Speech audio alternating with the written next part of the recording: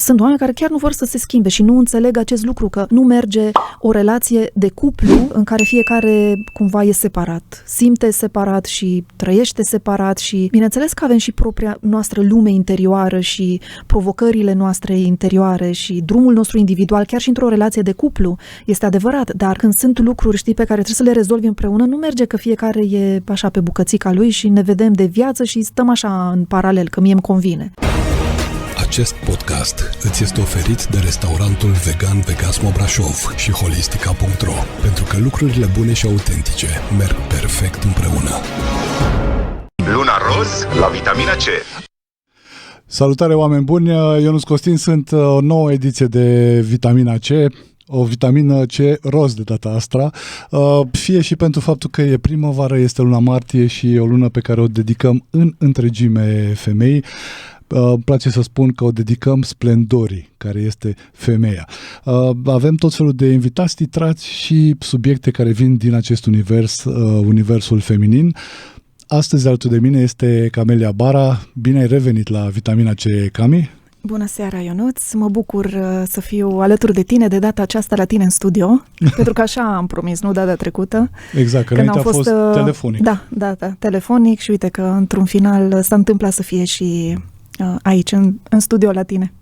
Și uite așa, pentru că am prins un specialist, ca să spun așa, Camelia este expert în psihologia feminină da. Și a relației de cuplu. Acesta este subiectul, un subiect preferat de aproape 21 de ani, pe care îl tot explorez și îl explorez și... Cred că suntem în aceeași zonă, că și eu îl explorez și îl explorez și mie...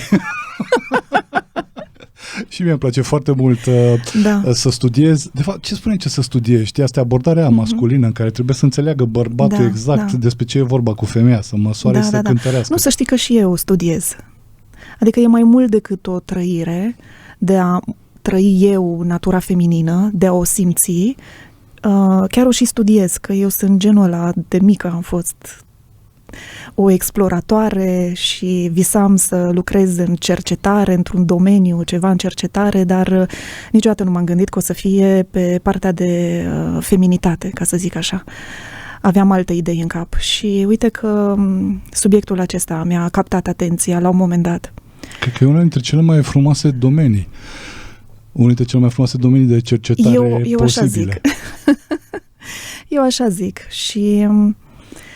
spun că și cercetez, nu doar trăiesc lucrul acesta, pentru că mă interesează și să cunosc.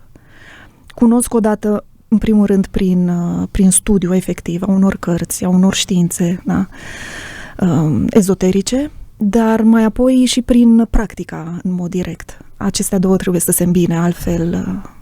Teoria rămâne doar teorie. Mă bucur foarte mult că ai adus discuția deja în zona asta a ezoterismului. De ce lucrări ezoterice și nu lucrări laice, să zic așa? Am simțit eu afinitate, sinceră să fiu. Asta este experiența mea personală.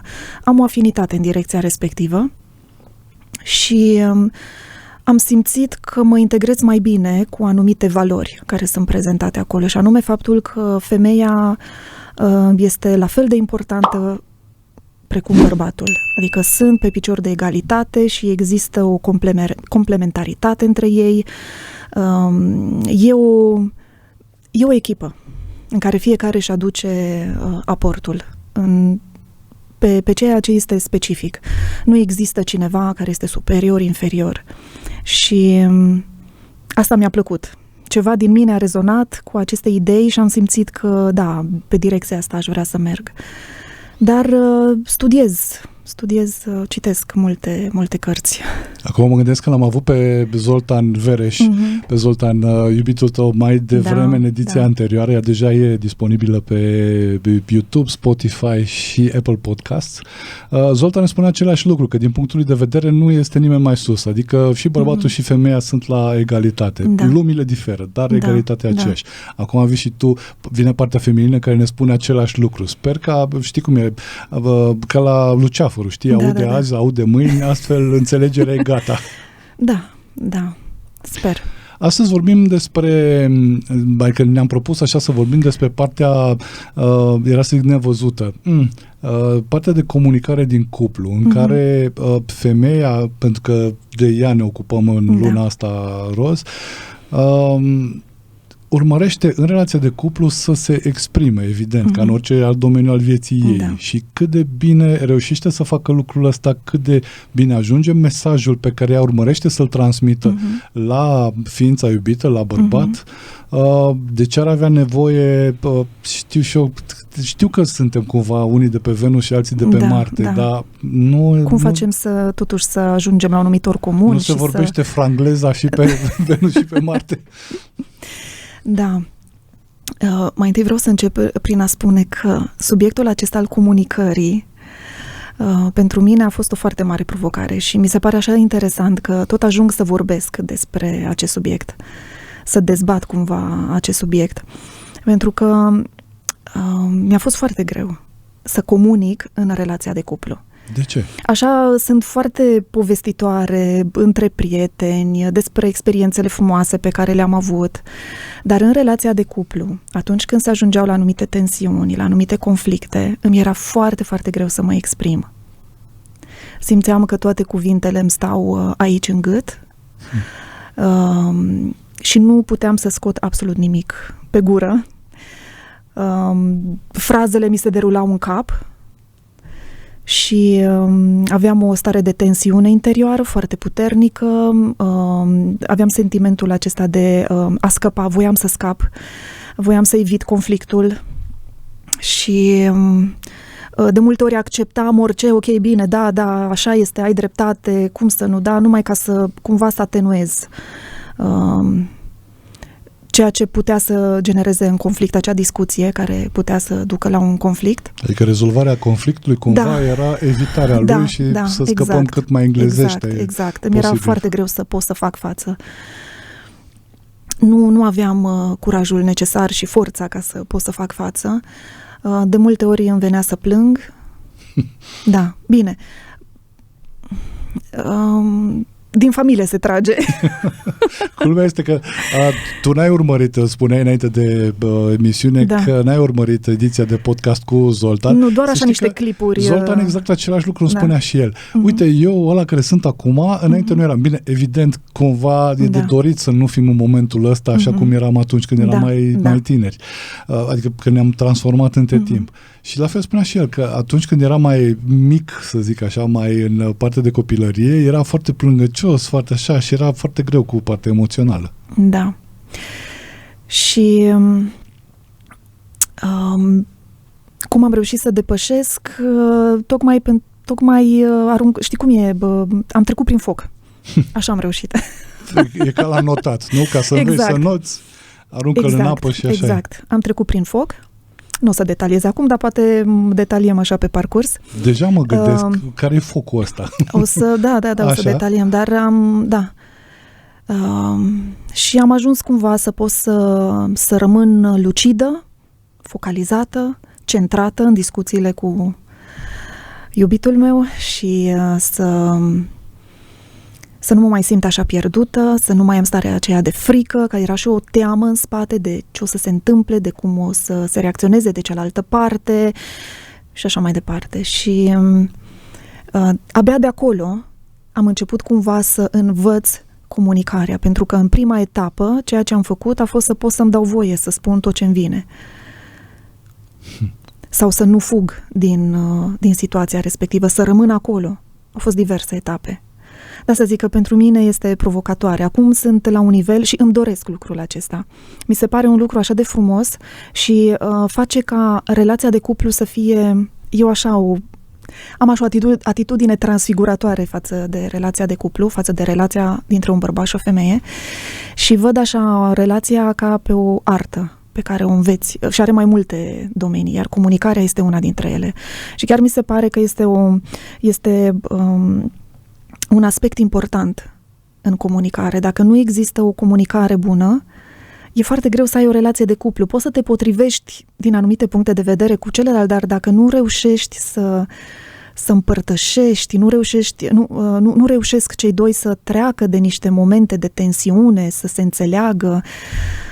Știi, e greu să ai o relație de cuplu. Atunci comunicarea este de bază și e ca o artă pe care învățăm să o deprindem, știi? Să știi și înveți să vorbești, înveți să spui cuvintele potrivite la momentul potrivit. Sau înveți să taci atunci când este de tăcut și de ascultat mai mult. Uneori îți trebuie foarte multă răbdare. Foarte multă răbdare și răbdarea aia nu înseamnă că o zi sau două sau câteva ore. Uneori răbdarea aia trebuie să o ai câteva luni de zile. Da, deja e foarte fain. Mă încearcă o întrebare și uite, o să luăm o scurtă pauză. Bine. Și trecem la întrebarea respectivă. Și uite așa, prințul tras printr-un inelescu a luat-o de soție pe prințesa trasă printr-o inelească și au trăit fericiți până la adânci bătrâneți. Tinereți. Nu lăsa centimetri de puși pe temeri unde să-ți știrbească povestea de iubire. Alege Kilominus, un program de slăbit eficient, lansat de restaurantul vegan Vegasmo Brașov. Savurezi toată săptămâna un meniu delicios de maxim 1300 de kilocalorii pe zi, gândit pentru întreaga zi. Ai doar ingrediente naturale, fără zahăr, ingrediente de origine animală sau orice fel de alte compromisuri alimentare. Abonează-te online pe vegasmo.ro la 07 555 44 555 sau vino pe Hirscher 7. Vegasmo, din drag de oameni. O nouă și miraculoasă vitamina C de care cu toții avem nevoie. Nu-ți mai căuta jumătatea, caută întregul. Cu Ionuț Costin. E plin pământul de jumătăți. Mă înțelegi ce zic? Luna roz la vitamina C. Luna roz la vitamina C, am revenit în direct, Camelia Bara alături de mine, vorbim despre comunicarea dincolo de cuvinte, în relația de cuplu. Da. Despre ce ar vrea o femeie să fie auzită că zice în relația de cuplu. Asta e în general, asta e pilonul pe care construim, să zic așa, astăzi. Înainte de pauză îți spuneam că am eu așa o micuță întrebare. Nu, că nu e chiar așa.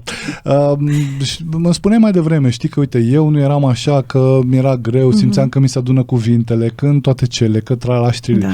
După ce treci adică la început este foarte stresant. Cred că pe lângă datul natural pe care l-ai în momentul respectiv, care poate să nu te ajute, să zic așa, că poți să fii mai timid, mai introvert, mai Dumnezeu știe cum, cred că toate astea se mai combină și cu frica de a nu cumva să-l pierde pe celălalt. Exact. Că ești la început, știi?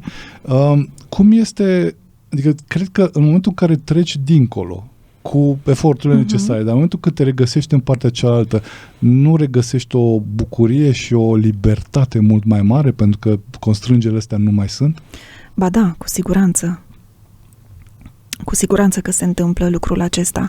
Dar, uite, ca să pot să ajung de partea cealaltă,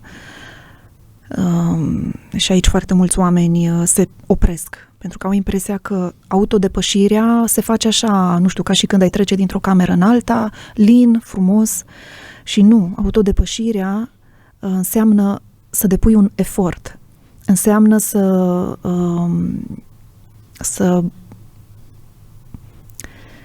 ai voință. Da, să ai efortul. Este un exercițiu de voință. Înțelegi? Și trebuie să fie un efort care să fie constant. Exact. E ca și la o grădină. Degeaba dai cu sapa astăzi 2 minute și după aia stai o lună. Exact. Este un exercițiu de voință, de reziliență, de curaj, de a-ți depăși fricile și da, după aceea te simți așa, eliberat. Dar știi cum e? Îți dai seama doar după. Adică cât timp ești în focul respectiv, îți este foarte greu. Mereu ai gânduri negre de cum o să fie, da, o să reușesc, dar ce o să se întâmple. Ai tot felul de gânduri din acestea prăpăstioase. Când ai trecut de partea cealaltă, îți dai seama că foarte multă frică era în mintea ta. Că umbra este mult mai mare decât obiectul care o generează. Exact. Și este și de fapt un exercițiu de maturizare și în momentul respectiv, pentru că orice proces de maturizare îți oferă după aceea, îți oferă niște unelte, știi?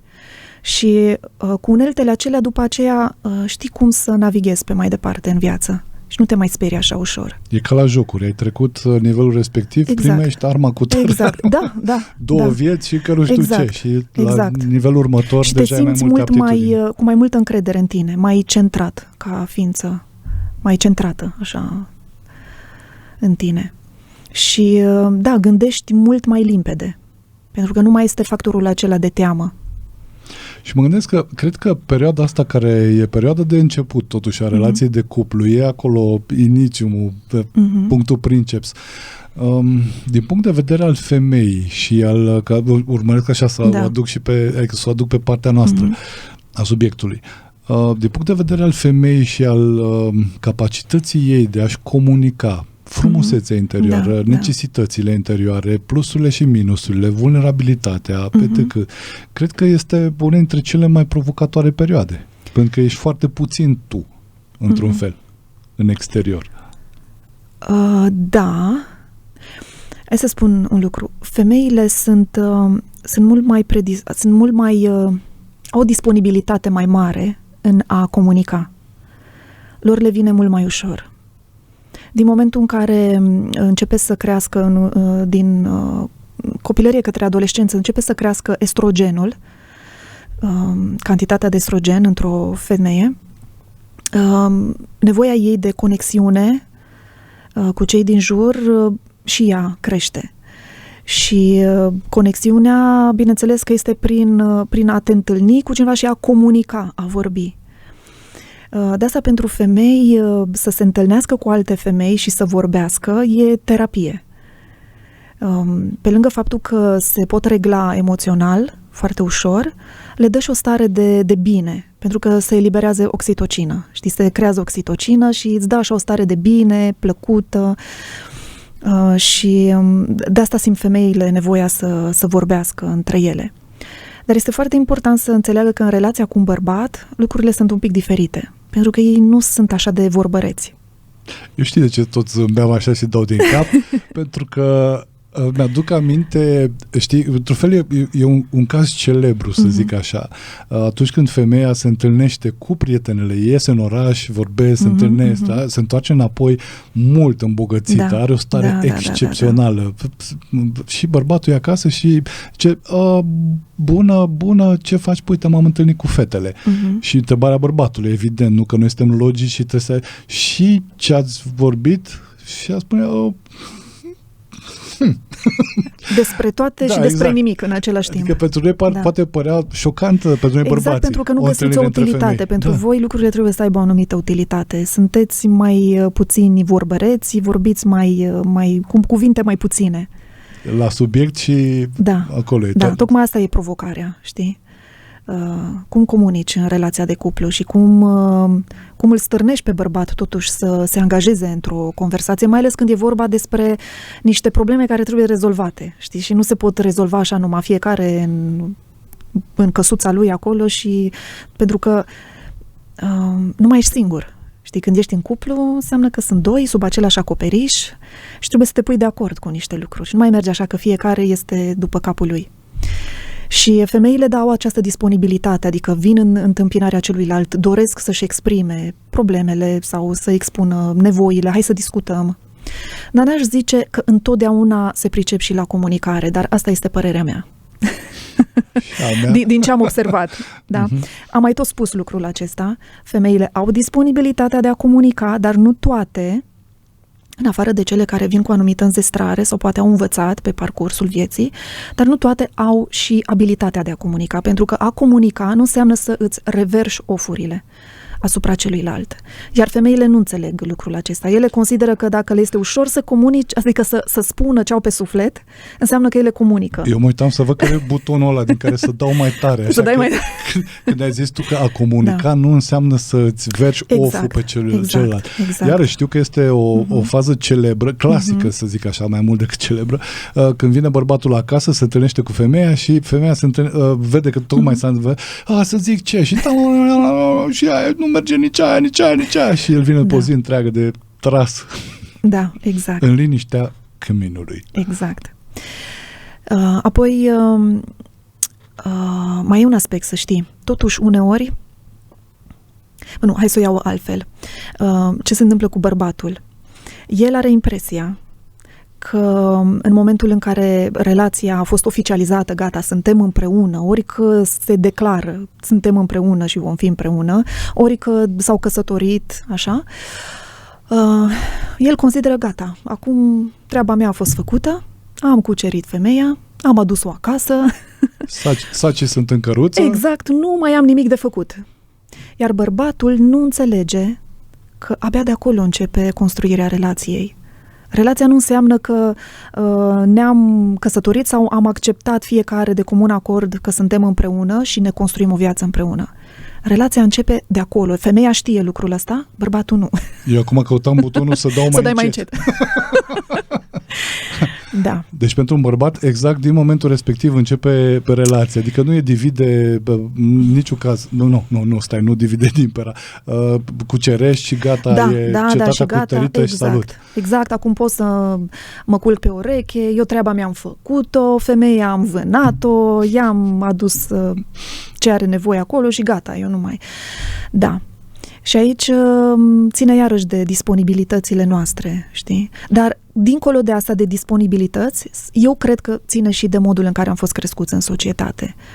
În care cumva greul acesta responsabilitatea aceasta a menținerii relațiilor de orice fel este pus în cârca femeii. Și bărbatul cumva s-a sustras.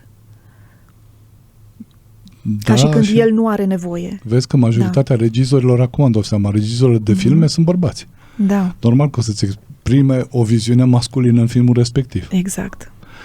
Deci noi bărbații nu ne sustragem. Și atunci, în cazul bărbatului, este vorba de o autodepășire, într-adevăr, să înțeleagă că trebuie să depună un oarecare efort. Pentru ei o să fie un efort. Așa cum femeia va trebui să depună un efort în altă direcție. Iar unul dintre eforturile depuse de bărbat este să înțeleagă că în anumite momente femeia are nevoie să fie ascultată. Are nevoie să fie ascultată pentru că este momentul în care ea își restructurează cumva ideile, știi, și le pune în ordine. Și în felul acesta și le pune în ordine, prin a comunica cuiva. De aceea, de multe ori, femeile se supără foarte tare când bărbatul încearcă să dea soluții. Stai că zic ce ai de făcut, păi dar nu de-aia îmi spui? Și ea zice, nu, te rog, eu doar ascultă-mă, n-am nevoie de soluții. În mintea unui bărbat știi cum e, adică e discuția de 5 minute, după care tu vezi despre ce e vorba, adică de ce să mai asculți încă 5 minute când soluția e asta? Exact. Iarăși, utilitate, despre utilitate. Și răspunsul este pentru că femeia nu venise în momentul respectiv pentru o soluție. Exact. Și venise să o asculți. Exact, să o asculți pentru că are nevoie să își ordoneze ideile, să facă ordine în emoțiile ei. Și acesta este modul în care se întâmplă lucrurile în cazul ei.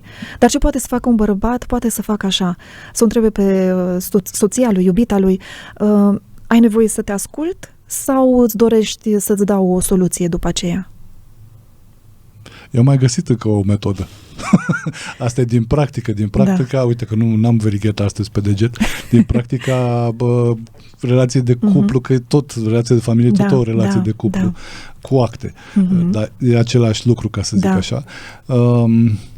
Mai e și varianta în care deschizi larg așa brațele, știi? Și o ieși frumos în brațele tale, pui aici capul, încep să o mângâi și poate să spună ce vrea, dacă cumva vrea să mai spună. Nu e un tertip. Uite, cred că ar fi bine să dăm emisiunea din nou la început. Să stabilim cumva pentru toată lumea un cadru de discuție. Și anume, despre ce discutăm? Faptul că vezi, am vorbit că bărbatul trebuie să facă eforturi, femeia trebuie să facă eforturi, să treacă, să se depășească. Dacă vor să se înțeleagă. Dacă vor să înțeleagă. Dacă nu. Dar vezi, uităm, ar trebui să nu uităm de fapt care este focalizarea fiecăruia dintre ei. Că de fapt interacționezi cu ființa pe care o iubești. Exact. Mi se pare de bun simț. Da, adică atunci când iubești pe cineva, uite, hai să ne Îți dorești să fie omul de lângă tine, să fie bine, fericit. Păi, De ce ai vrea să fie nefericit acolo lângă tine? uite, dacă ne aducem aminte de perioada când aia, de la început, de tot primele momente când ne-am îndrăgostit. Da. Păi, dar îi cauți compania femeii respective de nu mai știi ce să mai... Ca bărbat, deci nu mai știi ce să invente. Se trezește poetul din tine, inventatorul din tine, inteligența trece de-a lui Einstein, toate sunt la maxim postate. Te interesează ce-i place ei, mergi în întâmpinarea nevoilor ei. Ai orice, te duce zeci de mii de kilometri, numai să o auzi că zice, poate să-ți citească cartea de telefon, numai să o asculți acolo. Da, dar ce se întâmplă în cazul multor bărbați este că după ce cumva, s-a hotărât că suntem împreună și am cucerit femeia, după care așa... Am primit chiar de la apartament, gata, nu mă interesează. Da, nu mai. Și de acolo începe, e important să înțeleagă că de acolo începe munca. Vezi, uite, ar fi iarăși important să ne aducem aminte cât mai des de mindset-ul ăsta, știi? Eu merg foarte mult pe mindset, pe setarea asta mentală, pe setarea conștiinței, dacă vrei, pe anumite, eu numesc bookmark-uri, știi? Adică semne de carte din conștiință. Și eu în interacțiunea cu Ștefania, cu soția mea, urmăresc întotdeauna cât mai mult posibil, să mă ridic deasupra norilor și să nu uit că, de fapt, dacă ea nu este neapărat cea mai bună stare a ei, faptul că este omul pe care îl iubesc. Da, exact. Care nu e momentan, e pe asta ar trebui ocupat, să ne motiveze. Vă rugăm, reveniți. Da, asta ar trebui să ne motiveze. Dar am observat că există cumva o stare interioară așa ca de, nu știu, unii parcă se simt așa ca niște dușmani cumva în interior, ca și când celălalt e dușmanul meu și nu vreau ca să mă supună sau nu vreau să-mi fure libertatea, să mă invadeze teritoriul. Da. Și apar așa, după aceea, de acolo ies așa jocuri de-astea de putere, știi, care pe care și care are dreptate, care ține mai mult. Dar nu e important să ai dreptate în relație de cuplu? Asta, vezi, e foarte interesant că lucrurile pe care noi le discutăm, eu le-am descoperit cu coatele pe tarabă, în piață, știi, că nu am avut acces la învățături, mai ales prin anii 80-90, să zic așa. Da. Și atunci descoperisem un alt element ultra important în relația de cuplu, faptul că nu e important să ai dreptate. Relația de cuplu nu e un tribunal. În tribunal e important să ai dreptate. Am spus că uneori, atunci când e vorba de comunicare, e important să știi când să spui anumite lucruri. Chiar am avut o perioadă, la un moment dat, nu știu, acum vreo 2-3 ani, în care Zoltan trecea printr-un proces interior. Era un proces al lui de autodepășire și erau multe tensiuni acolo. Dar am avut și noi ceva, nu mai țin minte care era subiectul, dar știu că am avut și noi cumva, am avut eu ceva cu el de împărțit și aș fi vrut să-i spun. Dar mi-am dat seama că nu e momentul. Nu e momentul, că oricum omul acum le are pe ale lui și va veni la un moment dat momentul. Și atunci mi-am dat seama că am nevoie de multă răbdare și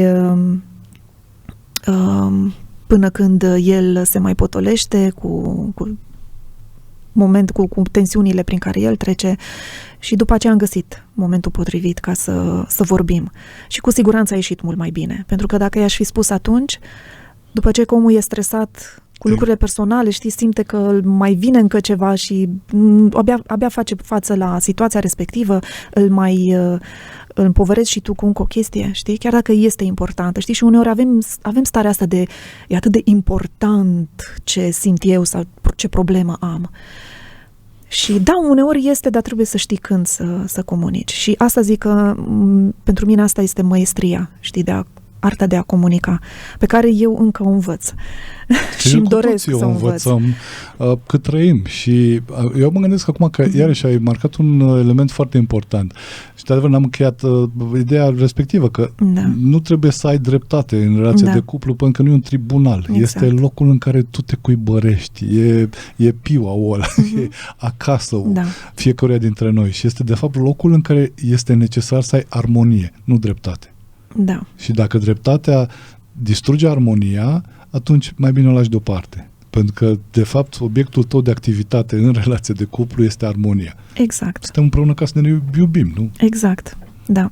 Am avut nenumărate momente în care mi-am dat seama, uite, ca femeie, ca să spun și ce momente, ca femeie, având și o anumită receptivitate și capacitate de a vedea cumva mersul lucrurilor. Îmi spunea Zoltan, uite, vreau să mă bag în chestia asta și deja vedeam, deci dacă tu rămâi așa cum ești și te duci pe direcția aia, nu o să iasă bine. Și a fost o vreme în trecutul nostru când tot insistam să-i atrag atenția de uite cum ar trebui făcut. Și normal că ieșeau conflicte acolo, el, ba nu, stai așa, că e așa, sunt lucruri eu vreau să fac, stai că-ți spun eu, dar ascultă-mă pe mine că eu am văzut niște lucruri și le simt și efectiv văd cum te duci așa și o să dai cu capul în zid și chiar dacă aveam dreptate, degeaba, știi, nu mă ajungeam la conflicte și a fost iarăși acolo un act de voință de a putea să zic, ok, faptul că eu am anumite percepții și pot să simt anumite lucruri și să le văd, nu înseamnă că trebuie să le cumva, nu înseamnă că trebuie să îl forțez pe celălalt, să vadă cum văd eu, chiar dacă i-ar fi făcut bine, și să las pe el, știi? Chiar dacă simt că undeva am dreptate. Și să las pe el să vină la mine și să-mi spună, ai avut dreptate. Pentru că așa am învățat ca mai apoi, când îi spuneam anumite lucruri, să fie mai receptiv la mine. Așa. Știi că mi-am dat seama că asta seamănă foarte mult, la ce ai spus tu, m-am regăsit și eu în relația mea de familie și de cuplu. Seamănă foarte mult cu momentul, de fapt perioada, că nu e un moment doar în sine, când cel mic învață să meargă, știi? Și e mama care are copilașul care trece de la 4 labe la poziția bipedă și începe să învețe. La început îi spune, vezi că nu știu ce, vezi că dai cu capul, vezi că nu știu ce, și la un moment dat îl lasă. Îl lasă să dea cu cotul, poftim, de un colț de masă ca să învețe că acolo e un colț de masă. Da. Numai așa învățăm. Ca oameni, acesta este modul preponderent prin care învățăm. Nu putem să-i tot protejăm pe ceilalți. Și atunci, ca femeie, vorbesc din perspectiva mea, trebuie să învăț o anumită detașare. Știi, să te poți uita și să lași să dea cu capul. Pentru că va fi lecția lui și își va lua învățămintele de acolo și vor fi mult mai așezate în el acele învățăminte și mai valoroase decât dacă tot ar face mereu după cum ar zice altcineva. Bine, eu mă refer de în anumite momente. Când puteam și eu să-mi dau seama de niște lucruri, dar da, după aceea a început să țină cont în acele momente când îi zic, vezi că simt într-un anumit fel. Dar mă gândesc că e ca și cum unuia care face bodybuilding ca să-și dezvolte mușchii, tu te duci și iei greutățile. Da. Și zici, vai, dar de ce să le ridici? Nu, lasă, eu știu că dacă ridici e greu, lasă, dă-mi mie, nu ridica. Îi se atrofiază mușchii dacă nu-l pui la treabă. Așa este. Și, e distractiv. E foarte distractiv în relația de cuplu. Dar mă gândeam că, vezi, ca și femeie, cred că e foarte important, ce zic acum din punctul de vedere al bărbatului, pe ce mi-ai deschis tu anterior, ca la final, după ce se petrece evenimentul respectiv și bărbatul, într-adevăr, dă cu capul în ușă, să zic, să nu vii să zici, aha, ți-am zis, uite, vezi, ci să-l iei împreună cu tine, că e echipă în continuare și să zici, bine, ok, ai dat cu capul, nu e niciun fel de problemă. Exact, nu este concurs, nu este niciun concurs și, într-adevăr, să-i lași spațiu celuilalt. Și niciun caz mai important să învețe. Normal. Amândoi din asta. Nu este important că am avut eu dreptate, este important că a învățat el niște lucruri.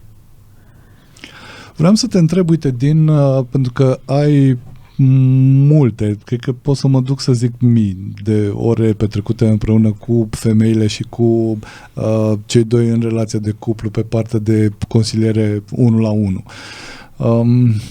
Care este una dintre cele mai importante, să zic, sau importante provocări cu care te-ai întâlnit, care apare cel mai des în relații?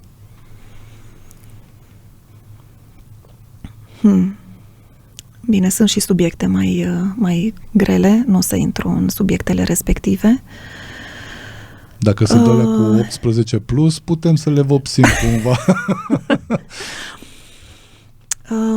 Oamenii nu se ascultă, nu au răbdare, Nu au răbdare să se asculte cu adevărat și să privească lucrurile și din perspectiva celuilalt.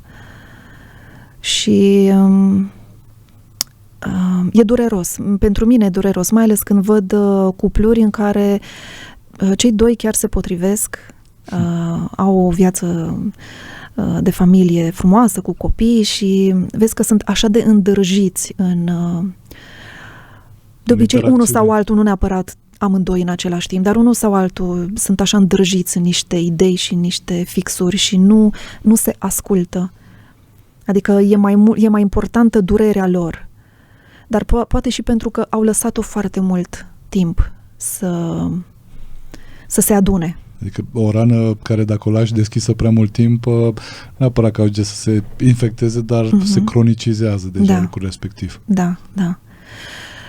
Și nu știu, pot să pornească de la lucruri banale, de exemplu, când mă refer la ce înseamnă că nu ne ascultăm nevoile, știi?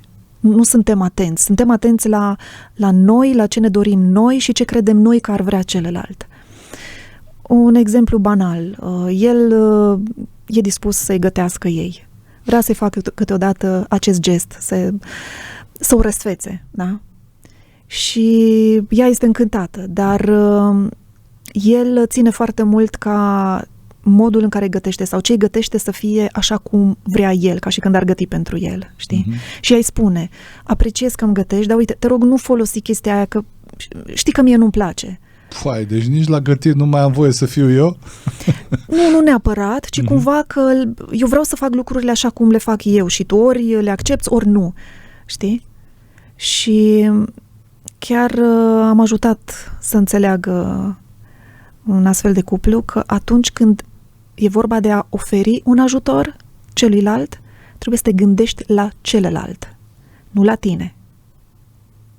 Și aici, nu doar în relația de cuplu, ci și în general în viața de zi cu zi, când interacționăm cu alți oameni pe care dorim să îi ajutăm. Când dorim să-i ajutăm pe oameni sau pe cineva sau pe partenerul nostru de viață, nu este despre noi, este despre celălalt. Și atunci noi trebuie să ne focalizăm atenția pe celălalt, ce își dorește el, ce îi place, cum îi place. Pentru că dacă noi facem numai așa după capul nostru, înseamnă că e despre noi și despre satisfacția noastră personală, ego-ului nostru de uite că eu am ajutat, eu am făcut. Știi? Și după aceea când celălalt vine și spune, da uite, știi, mulțumesc, dar na. Eu mă gândesc că parcă și văd. E tot starea aia acelei persoane de uite, mai e și nerecunoscător după ce eu am vrut să ajut. Sau nerecunoscătoare, știi? Parcă și văd, știi, un atelier auto care de sub o mașină iese o mână și zice, dă-mi o cheie de 14. Și tu îi dai un ciocan. Că zici, lasă că știu eu, că tu asta de fapt ai nevoie. Unealtă, nu? Exact, adică și cheia și ciocanul tot unelte sunt. Ce mare chestie e, știi? Același lucru. Să știi că asta e, că nu suntem deschiși să înțelegem să-l înțelegem pe celălalt, să fim atenți la nevoile celuilalt. E simplu și în același timp este extrem de provocator, pentru că atitudinea aceasta cumva care arată un anumit egoism, să știi că vine dintr-o imaturitate emoțională. Multora dintre noi ne-a lipsit un anumit gen de prezență a părinților noștri sau iubire într-un anume fel. Mulți care am trăit în alte vremuri și am fost crescuți cum am fost crescuți, părinții poate n-au fost atât de prezenți, în special în relația cu mama, acolo se resimte. Și suntem așa cu un handicap. Cred că ne-am obișnuit că merge și așa, nu? Normal că noi ne-am obișnuit, dar acest egoism cumva vine de acolo. Nu există această maturitate emoțională și de asta încep să am o tot mai mare înțelegere față de mine, să fiu mai compasivă cu mine și cu cei din jur și cu Zoltan. Mie mi-aduce liniște lucrul ăsta, știi, să înțeleg că am crescut în niște condiții care au lăsat niște urme, care a determinat cumva ca noi să fim într-un anume fel, să vedem viața într-un anume fel, să vedem relația de cuplu într-un anume fel, știi, să avem diverse filtre. și să înțeleg că, de fapt, învățăm cumva așa, din aer anumite lucruri, pentru că nu am avut niște exemple, nu toți am avut niște exemple sănătoase. Nu știu, să vezi părinți care comunică foarte bine, că gestionează problemele foarte bine, că lucrează împreună, că se susțin reciproc, că se iubesc, că se respectă într-un anume fel, știi? Câți am trăit așa? Nouă ni se pare foarte normal cum trăim noi. Mă bucur foarte mult pentru cine a avut parte de așa ceva. Nu toți am avut parte de lucrurile acestea. E adevărat. Acum mă gândeam că, de fapt, cred că este enorm de important să înțelegem niște, nu știu cum să spun, niște factori, niște ingrediente pentru partea asta de comunicare. Acum vorbim de femeie, dar bineînțeles că este în oglindă, adică tot ce vorbim despre femei în oglindă, scalat, este valabil și pentru noi bărbații. Faptul că, în primul rând, este important să spunem. Da. Adică, ca să ajungi pe Himalaya, trebuie să faci un pas, trebuie să începi. Ca să comunici cu celălalt, trebuie să deschizi gura, să rostești cuvintele. Adică, în primul rând, trebuie să te asiguri că ți-ai rostit mesajul. Da. În al doilea rând, că ai rostit mesajul într-un anumit fel. Adică așa una este. E să spui, te iubesc. Da. Și te spui, mi amor. Da. Să-ți dorești cumva să te șlefuiești. Să îți dorești lucrul acesta. Sunt oameni care spun, nu, mie mi-e greu, eu nu pot să vorbesc, eu nu pot să comunic, eu mi-arăt iubirea altfel și dacă mă simte bine sau pricepe bine, dacă nu asta e, eu nu pot. E foarte greu cu astfel de oameni, dar genul acesta de persoane, adică partenerilor, trebuie să-și asume. Să-și asume genul acesta de partener, ca să zic așa. Știi? Genul ăsta de partener care, de fapt, mesajul lui este că nu vreau. Exact. Sunt oameni care nu vor. În timp ce tu spuneai, știi, că mi-e greu, că am la serviciu atâtea, uite și aia mici, bărbatul, știi, neapărat femeia, nu știu ce fac, mașina îi bate planetara pe nu știu unde, trebuie să o duc la serviciu, etc. Este exact o aplicare punctuală a celebrului proverb, să zic așa, care vine mult din partea de management, că cine nu vrea găsește scuze, cine vrea găsește o soluție. Exact. Pentru persoane, acum o să iau așa, pentru persoanelor cărora le este foarte greu să se exprime. Nu trebuie să se gândească că trebuie să aștepte sau să învețe, să comunice la modul direct, într-un mod perfect, să aibă tonul potrivit, să aibă cuvintele potrivite. Nu. Dă-ți voie să spui așa cum îți vine. Dă-ți voie să spui și cere celuilalt să aibă răbdare. Pentru că dacă toți sunteți împreună și vreți să fiți o echipă și să fiți împreună pentru cât mai mult timp, atunci trebuie înțelegere din ambele părți, știi? Înțelegere dintr-o parte, autodepășire din cealaltă parte. Așa a fost în cazul meu, adică eu aveam nevoie în prima etapă să pot să spun lucruri, nu să fie coerente. Primele mele vorbe nu erau coerente. Spuneam așa, știi, de unde apucam cumva, știi, parcă apucam din diverse zone niște cuvinte sau niște propoziții care n-aveau foarte mare legătură una cu alta, știi, dar era emoția, era o tensiune, era o supărare, aia da, era, dar modul în care asamblam frazele era foarte aleator, știi? Și am avut nevoie ca să pot să mă exprim și atunci i-am cerut lui Zoltan să aibă răbdare dacă vrea să putem să comunicăm și să spun ce am eu pe suflet. Și a ieșit cum a ieșit. Nu totdeauna a ieșit drăguț și uneori a ieșit și cu încărcătură, pentru că când ții în tine foarte mult, vine și cu o anumită încărcătură. Ei, și am trecut prin tot felul de etape, că uneori se ataca, adică lua personal și atunci cumva apărea așa un conflict între noi legat de ce i-am zis, de ce ton am folosit, de cum i-am spus, de acum eu sunt vinovatul pentru orice, știi? Ieșeau niște discuții de-astea. După care, pe măsură ce trecea timpul, avea el tot mai multă înțelegere și cumva toleranță, iar eu tot mai mult curaj să-mi dau voie să spun ceea ce simt. După care am început să adică tensiunea aceea, știi, frustrarea aia acumulată, supărarea aia acumulată, a început să scadă din putere, din forță și am început și să fiu mult mai coerentă. Că uneori e destul de greu să fii coerent când ai foarte multă tensiune adunată și supărare. Eu zic când se bulucesc cuvintele la ieșire. Exact.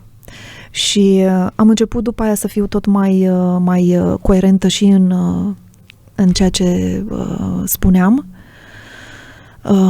După care am început treptat de exemplu, au fost mai multe, să nu mai simteam, tremuram când trebuia să vorbim despre un subiect, mai ales dacă erau subiecte mai sensibile, știi? Tremuram. Am început să nu mai tremur, să nu mai simt disconfortul ăla că îmi venea să fug, voiam să scap rapid de discuții. Am început să fiu tot mai stăpână pe mine, pe emoțiile mele și să nu mai plâng. Și îmi dădeau lacrimile. Cred că e foarte important să fii extraordinar de atent, să-ți păzești, să zic așa, propria ta ființă, să nu ajungi la punctul ăla în care să rostești, în primul rând, interior. Da. Dacă rostești exterior, e catastrofal. Faptul că n-ai cu cine. Pentru că în momentul în care vii tu și spui, ok, am încercat de 100 de mii de milioane de ori până acum, n-am reușit, n-am cu cine. N-are sens să merg mai departe. În momentul ăla e ca și cum ai depus armele și e stop joc pe partea respectivă. Ce faci în situațiile astea? Când ai pe cineva care cumva nu e dispus din prima, ca să zic așa. Și de partea cealaltă se insistă. E foarte important, aici iarăși eu merg foarte mult pe sinceritate, pentru că în comunicare e foarte important să fim sinceri. Să vedem unde suntem noi, unde este celălalt și să fim sinceri. De exemplu, ce înseamnă sinceritate? Celălalt căruia e greu să spună, să zică îmi este greu să spun. Și asta înseamnă comunicare. Să-i spui celuilalt îmi este greu să-ți spun. Ai un pic de răbdare. Ți-e greu să-i spui ai dreptate. Exact. Ți-e greu să-i spui am greșit, îmi pare rău. Exact. Și asta înseamnă comunicare. Aveam discuții cu Zoltan. Ajungeam la un subiect în care aveam păreri diferite și simțeam să mă exprim și știam că el este mai temperamental. Eu cumva parcă mă rețineam, el simțea că aș vrea să spun ceva, dar mă rețin în timpul ăsta, că e și foarte sensibil și mă simte și insista, dar spune-mi. Și la un moment dat i-am zis, Zoltan, eu îți zic, dar o să te superi, că acum sunt un pic turată și eu și nu o să spun cel mai frumos și cel mai drăguț. Și nu o să-mi iasă poate în forma cea mai frumoasă, problema pe care o am eu. Și el atunci a zis, nicio problemă, știi și tu cum reacționez eu știu cum ești tu, un pic o să ne contrazicem, o să fie puțin mai tensionată atmosfera și pe aia gata. Și am râs. Și pe fondul acela de umor și de un pic de relaxare am spus, un pic s-a mai amortizat, știi? Adică eu am spus ce am avut de spus, el într-adevăr s-a aprins un pic, am fost un pic în contradictoriu și după aia gata. Dar și asta înseamnă comunicare, să putem spune lucrul acesta. Ei, în situația în care celălalt, cum am spus, revin la ideea de dinainte, e destul de interiorizat așa și vine greu să comunice, cumva trebuie abordată situația, adică mers și spus, uite, eu înțeleg că ți-ți vine greu să vorbești, spune-mi ce ai nevoie din partea mea, cu ce am nevoie eu să te susțin, ca să te simți confortabil. Varianta în care îmi spui că nu vreau să comunic deloc nu merge. De ce? Pentru că suntem împreună, suntem un cuplu. Eu nu sunt singură. Că de obicei este așa, știi, bărbatul este mai evitant și femeia este cea care vrea să comunice, să vorbească. La mine și la Zoltan a fost diferit, a fost pe invers. Adică suntem un cuplu și nu merge așa că tu nu vrei să vorbești cu mine. Înțeleg că îți este dificil, că îți este greu, dar spune-mi ce ai nevoie din partea mea ca să îți acord cumva spațiul să te poți exprima. El o să zică, poate, nu, n-am chef, lasă-mă în pace, așa. Nicio problemă, trebuie să ai răbdare. Sau invers, femeia poate să spună, nu, n-am nimic, nu, lasă-mă. Asta e alt exemplu, ține minte că așa. Oricum după care mergi din nou, după o vreme și îi spui, sunt niște lucruri care sunt importante, pe care e necesar să le discutăm și trebuie să găsim o soluție ca adulți să ajungem să le discutăm și să căutăm o soluție, o rezolvare. Și insistat și pus accentul pe lucrul acesta. Ei, ce spuneai tu? Vreau să zic, știi cum se numește momentul ăsta în management? Pentru că și într-o firmă la fel se adună tensiunile până la un punct în care dacă nu faci nimic o să facă poc în firma respectivă. Se numește putting the fish on the table. Adică să pui peștele, lucrurile mirositoare pe masă. Direct, adică, uite, sunt aici și... tovarăși, ne punem la masă, uite, astea sunt lucrurile care perturbă atmosfera. Exact. Ce facem? Și doar trebuie revenit și spus, și spus, și spus. Bineînțeles că și aici, acum depinde de celălalt om cum este, că sunt oameni care chiar nu vor. Sunt oameni care chiar nu vor să se schimbe și nu înțeleg acest lucru, că nu merge o relație de cuplu în care fiecare cumva e separat, simte separat și trăiește separat și bineînțeles că avem și propria noastră lume interioară și provocările noastre interioare și drumul nostru individual, chiar și într-o relație de cuplu, este adevărat, dar când sunt lucruri, știi, pe care trebuie să le rezolvi împreună, nu merge că fiecare e așa pe bucățica lui și ne vedem de viață și stăm așa în paralel, că mie îmi convine. Nu merge dacă suntem într-o relație de cuplu și tocmai aici e provocator, știi? De asta e așa de greu într-o relație de cuplu. Că trebuie să fii binevoitor, trebuie să lași de la tine, să fii selfless. Îmi vine în engleză acum. Lipsit de egoism. Exact, da. Deci știi cum mă gândesc, Ami? Că este exact ca și cum ai cei doi cai care trag la căruța numită relație de cuplu și la un moment dat unul dintre cai își pune așa copitele la subțioară și zice, nu mai am chef. Exact. Dar nu mai vreau. Exact. Se poate, uite, o vreme, se poate să zici, vreau o pauză așa. Exact. Ok, se întâmplă, putem să stăm o vreme. Putem, ok, o vreme aici, dar la un moment dat va trebui să faci ceva.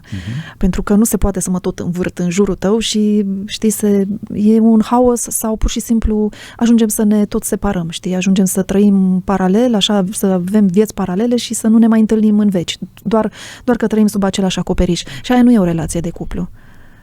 Da, e o relație de tovarăși de cameră. Exact. De colegi de cameră. Exact. Da, este momentul în care cumva compromisurile pe care le-ai tot făcut de-a lungul timpului și lucrurile nerezolvate de-a lungul timpului, că culmea, ambele categorii au proprietatea asta de a fi lipicioase, se lipesc unele de altele. Și dacă nu ești atent, formează o carapace în jurul fiecare dintre cei doi și oricât aș încerca să vorbesc cu celălalt, datorită carapacei nu mai ajunge mesajul la el. Mă gândesc, vezi cât de frumos este că relația asta de cuplu e ca și cum mai pune doi lei într-o cușcă, închide cușca și îi lăsa acolo. Da.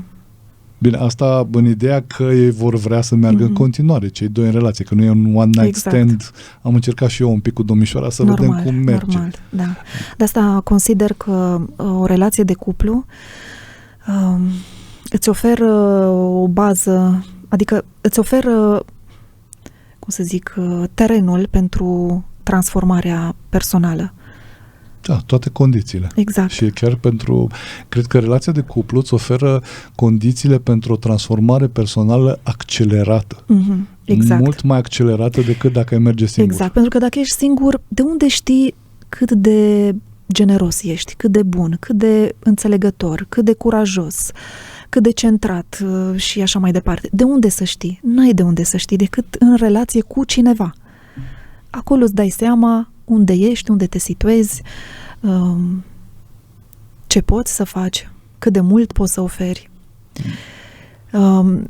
Spuneai, vrei să mai continuăm pe subiectul ăsta pentru că vreau să revin. Bine, ai atins încă un subiect, că sunt foarte multe aspecte legate de comunicare, știi? Le țin minte, să știi. Ăsta e cumva unul dintre rolurile mele aici în emisiune de paznic. Sunt posesorul cheilor și al valorilor.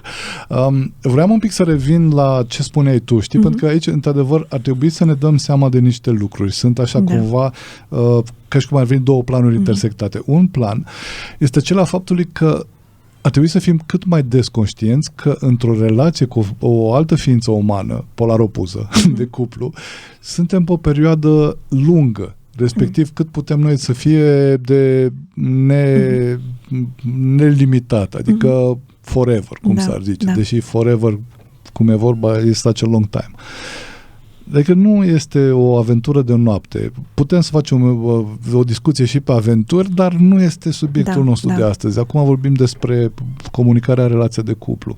În momentul în care îți dai seama că totuși tu cu ființa respectivă vei parcurge un drum foarte lung. Dacă eu, de exemplu, de aici, pentru că voi sunteți din Cluj, vreau să merg împreună cu tine la Cluj, păi dar nu mă opresc în fiecare benzinărie și zic, no, Cami, dacă tu vrei să te duci la Cluj, du-te tu mai departe, eu am chef să stau. Sau uite, eu vreau să trag un somn de 4 ore și în benzinăria asta și în benzinăria următoare și tot așa.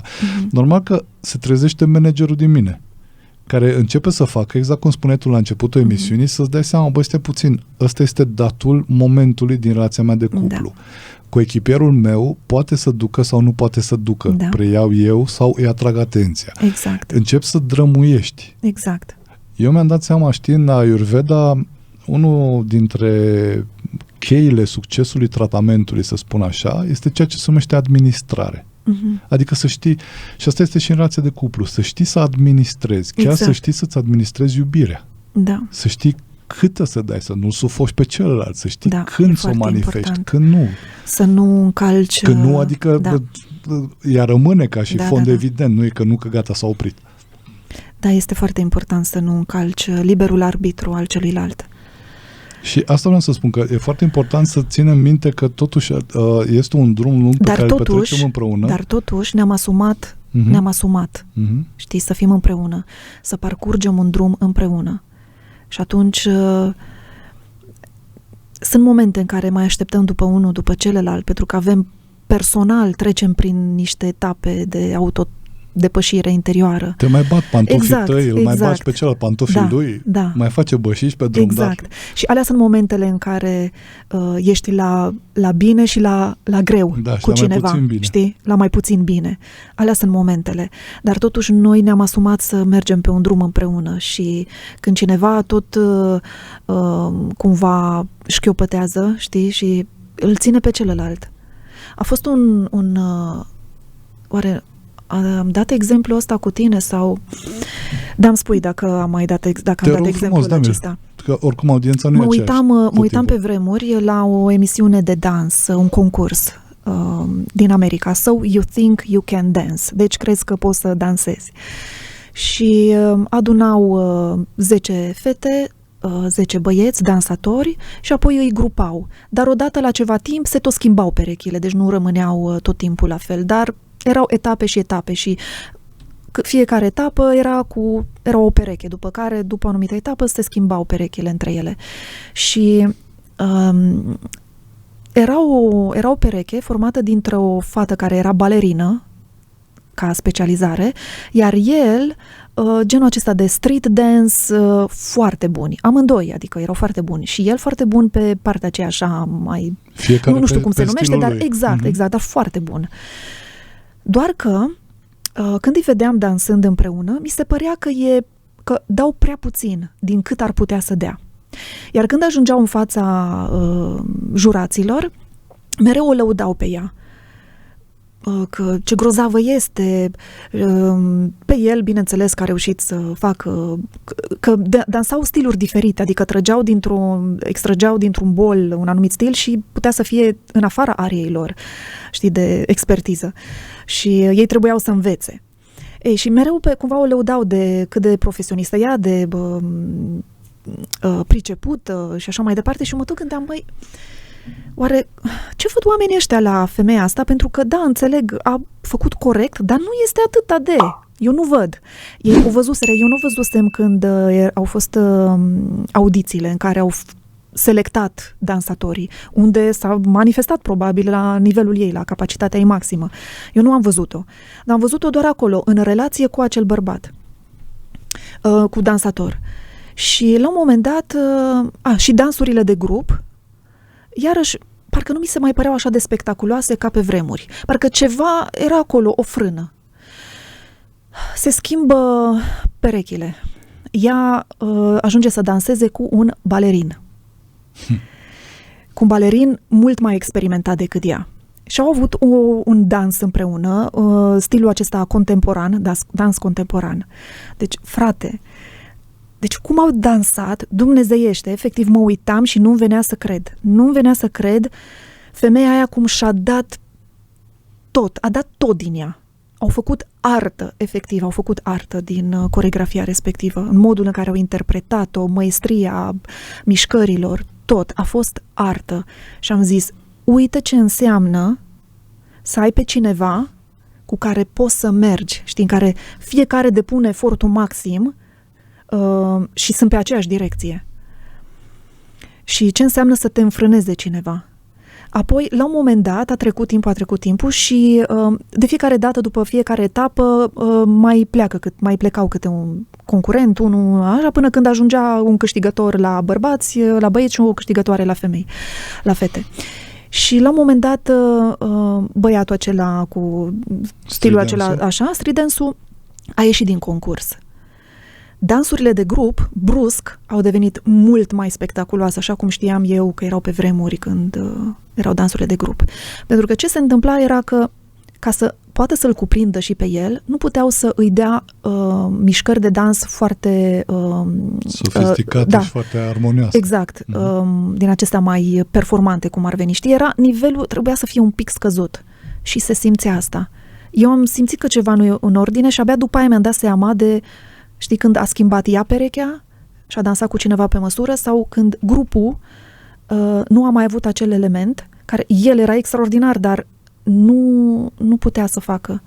Și așa se întâmplă, știi? Adică unul când tot șchiopătează, știi? E foarte greu într-o relație să poți să dai maximul din ce se poate. Acum îmi dau seama că, deși nu sunt un cititor al Bibliei și așa, există parabola semănătorului acolo, știi? Și la ce spuneai tu, mă gândeam că exact este ca în parabola respectivă, dacă vrei, chiar orice parabolă care are ideea asta de sămânță care nimerește pe un teren fertil, pentru că poate să nimerească pe asfalt, poate să plouă, face acolo un germene mic, dar va muri. Pentru că nu este pusă în n-are condițiile de dezvoltare. Exact. Uite, m-ai prins așa un pic în offside acum. Da. S-a fluierat de la arbitru de margine. Da, pentru că mi-am adus aminte de e un experiment făcut. Adică, ce ați spune eu, acum o să fie sub formă de poveste, dar este un experiment făcut cu niște cai care trag la o căruță, pe bune. Deci s-au ales niște cai de același calibru cum ar veni și oarecum pe aceleași performanțe, au fost puși la o căruță să tragă. Dacă nu mă știu acum, o să spun niște cifre care nu cred că sunt cele de acolo, dar ca să ne facem niște idei. Să zicem, fiecare cal putea să tragă 2 tone, în mod normal te aștepta ca împreună să poată să tragă 4 tone. E bine, au rămas șocați că împreună caii trăgeau 1,5 tone maxim. După care au stat și au zis, stai un pic, dar acum, adică dacă îi pun împreună, trag 1,5 tone, dacă îl las pe fiecare separat, trage 2 tone. Adică e ilogic, că sunt doi, ar putea să se ajute, dar e cum ziceai și tu, știi, se și încurcau un pic unii dintre ei. După care i-au pus împreună o perioadă să se acomodeze unul cu celălalt și au pus după perioada respectivă în care i-au pus la munci agricole, la tot felul de și erau împreună, i-au rulat, să zic așa, i-au pus din nou să tragă greutăți măsurate și au ajuns să tragă împreună 6 tone. Dar asta era momentul în care cei doi cai se sincronizau. Și erau în sintonie de fază, să spun așa. Păi cred că asta se întâmplă în prima etapă a unei relații de cuplu, știi? Ne sincronizăm. Bine, după ce trece etapa aceea de roz, de îndrăgostire, în care efectiv este acel filtru prin care prin care vezi că totul e bine, știi, totul e perfect la celălalt și viața este extraordinară și frumoasă și ușoară. Ei, și după ce trece cumva acel filtru, urmează o etapă în care cei doi ar trebui să se sincronizeze. Dacă cei doi chiar au ceva mai profund de împărtășit. Dacă a fost doar așa o chestie de moment, încep să se îndepărteze unul de celălalt și să își tot găsească hibe unul celuilalt.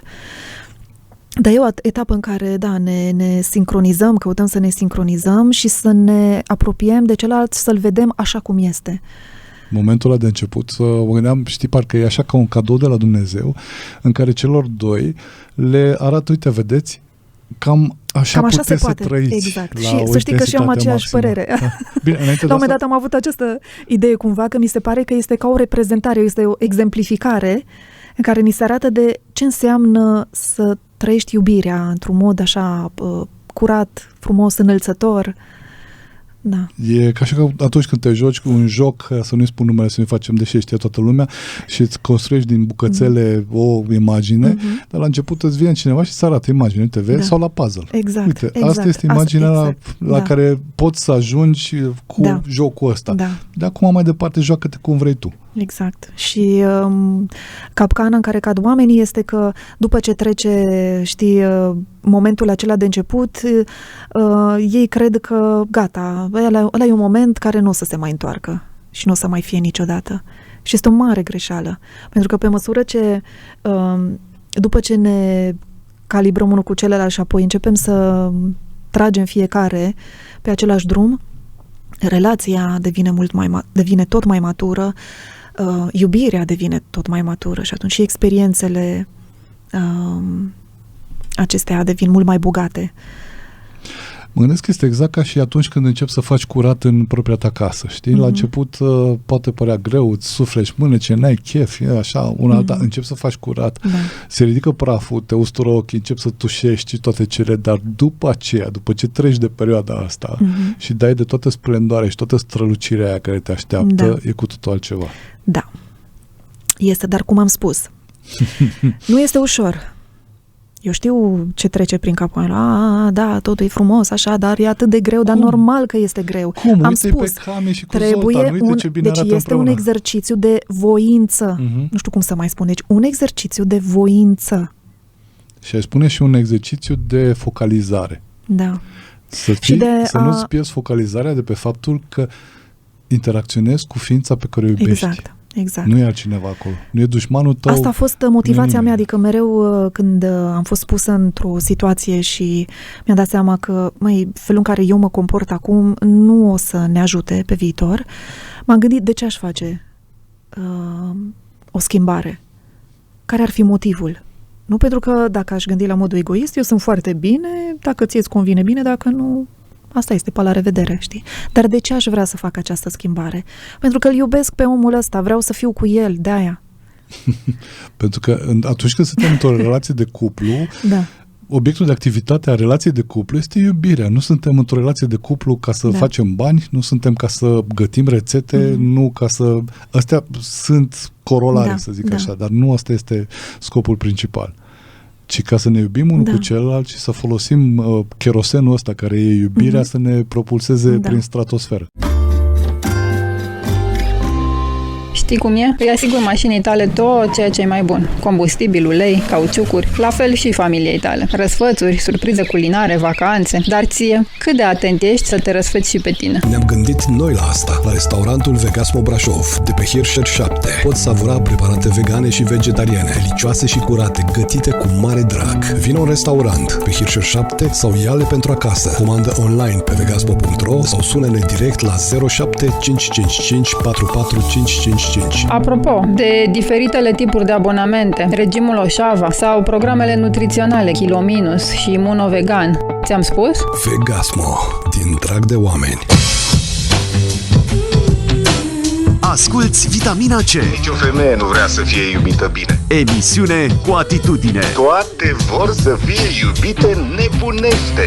O emisiune nutritivă care te scapă de kilogramele în plus. Din conștiință. Luna roz la Vitamina C.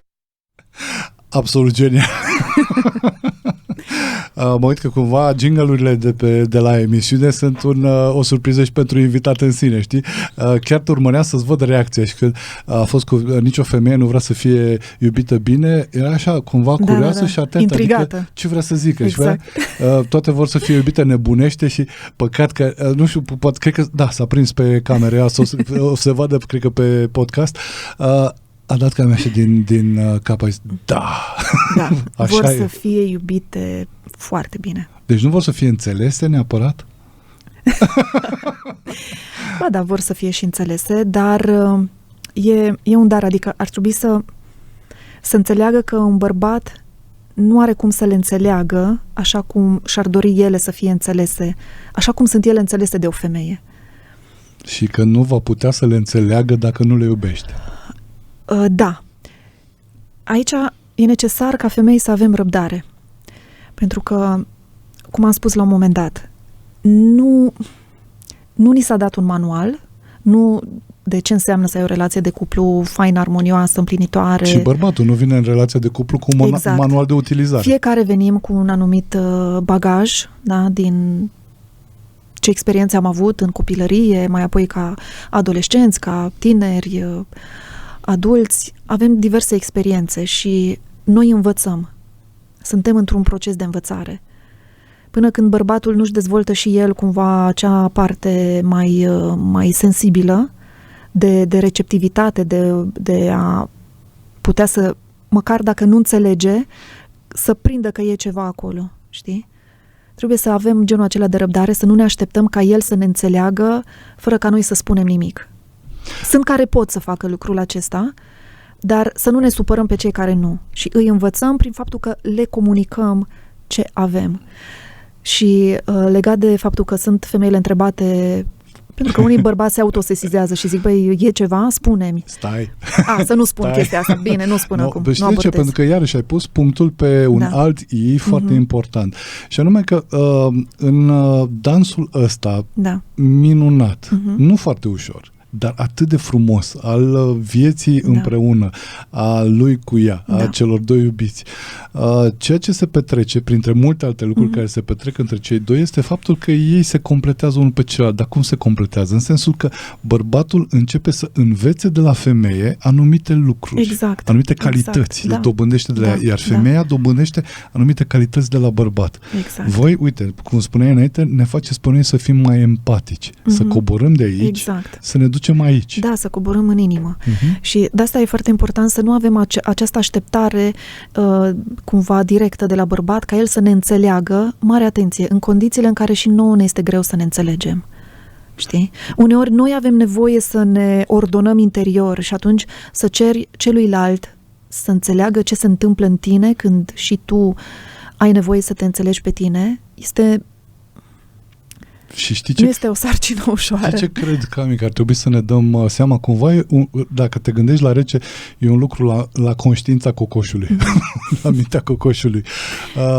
Dar este enorm de simplu, dar foarte greu de făcut în viața de zi cu zi, și anume, femeia să-și dea seama că nu interacționează cu altă femeie. Bărbatul să-și dea seama că nu interacționează cu un alt bărbat. Acesta este un alt factor pentru care nu se înțeleg oamenii în relația de cuplu. Fiecare se așteaptă ca celălalt să funcționeze așa cum funcționează ei. Da? Bărbatul se așteaptă ca femeia să gândească sau să acționeze precum un bărbat, iar femeia se așteaptă din partea bărbatului ca el să gândească, să acționeze așa cum face o femeie. Și de asta există de multe ori, știi, replica aceea din partea femeilor, de exemplu. Da, uite că prietena mea mă înțelege, tu de ce nu mă înțelegi? Adică tu care ești soțul meu, tu nu mă înțelegi și prietena mea mă înțelege. Da, te înțelege pentru că e femeie. Și noi simțim când apare o anumită schimbare în cealaltă femeie. Ne dăm seama din modul în care intră în încăpere, modul în care privește, cum spune un cuvânt sau cum se așează, cum oftează. Ne dăm seama că are ceva, ori că e obosită, ori că ceva o preocupă, că are o frustrare. Ne dăm seama de lucrul acesta, dar ne este foarte firesc. Noi avem această receptivitate și orientare în consecință asupra celuilalt, asupra lumii emoționale a celuilalt, pentru că noi suntem conectate mai mult sau conștient cu lumea noastră emoțională. Și uite, îmi dau seama cumva că vezi frecușurile astea, ca să spun așa, între cei doi. Mă refer la că nu sunt cele mai plăcute, situațiile mai tensionate pe care trebuie să le depășească împreună. Într-un fel le dezvoltă dexteritatea și uneia și celuilalt să treacă dincolo de tot teatrul ăsta de păpuși, să zic așa, de perdelele de fum pe care și le detonează unul celuilalt și să ajungă să se centreze la nivelul sufletului unul cu celălalt. Adică te-ai certat de atât de multe ori cu soția ta sau cu iubita ta. În continuare ești împreună, adică nici n-ai murit între timp, nu te-au omorât lucrurile alea, ești viu și în continuare nici nu v-au despărțit, sunteți împreună. Încep să nu mai sar la fentă, să spun așa, știi? Și iarăși să te recalibrezi, să te recentrezi, să dai seama, păi stai, dar este omul pe care îl iubesc în fața mea. Da. Și un alt aspect legat de această nevoie de a fi înțelese, și o să spun cum avem nevoie să fim înțelese. Cu adevărat profund, mă înțeleg, da. Mă refer, nu partea alaltă în care ne așteptăm ca celălalt să simtă din prima ce probleme am eu fără să-i spun, da? Ei trebuie să învețe, trebuie să înțelegem ca femei că ei trebuie să învețe. Dar înțelegerea de care noi avem nevoie este următoarea. Să nu fim judecate pentru modul în care funcționăm noi. Știi? Făcute nebune, crizate, isterice, știi? Bine, sunt manifestări extreme ale unor femei, da, este adevărat, dar prea ușor suntem puse toate în categoria aceea, știi, un pic dacă suntem mai instabile sau avem o anumită stare, știi, suntem puse în direcția respectivă. O altă perioadă a lunii. Exact. Deci pur și simplu să avem genul acesta de înțelegere. Lasă-mă să fiu așa cum sunt eu. Eu am un alt mod ca femeie de, nu știu, de a mă exprima. Folosesc cuvinte multe și poate folosesc mult eu simt. Și nu vreau să-ți dai ochii peste cap când eu zic eu simt. Pentru că în momentul în care îți dai ochii peste cap, tu negi o realitate care este a mea. Eu o trăiesc. Popular se spune metea macaronă. Exact. Și atunci ăla e momentul în care eu mă simt neînțeleasă și apare cumva o neputință în femei de, știi, păi, în felul acesta are nevoie femeia să fie înțeleasă de către bărbat. Da, vezi, uite, eu ce vorbesc cu tine este foarte mult și din pe experiența proprie, sens dobândită cu coatele pe taraba relațională. Fiecare dintre noi are nevoie, ca de aer până la urmă, că asta înseamnă sufocarea, de un spațiu pe care să-l ai în jurul tău, un spațiu personal în jurul ființei tale, în care să fie un spațiu de respirat, să simți că poți să respiri, că poți să te dezvolți, că poți să crești, nu că ești foarte strâns acolo. Iar asta înseamnă ca celălalt, din cât am observat eu, de exemplu, să urmărească să-și reducă reactivitatea.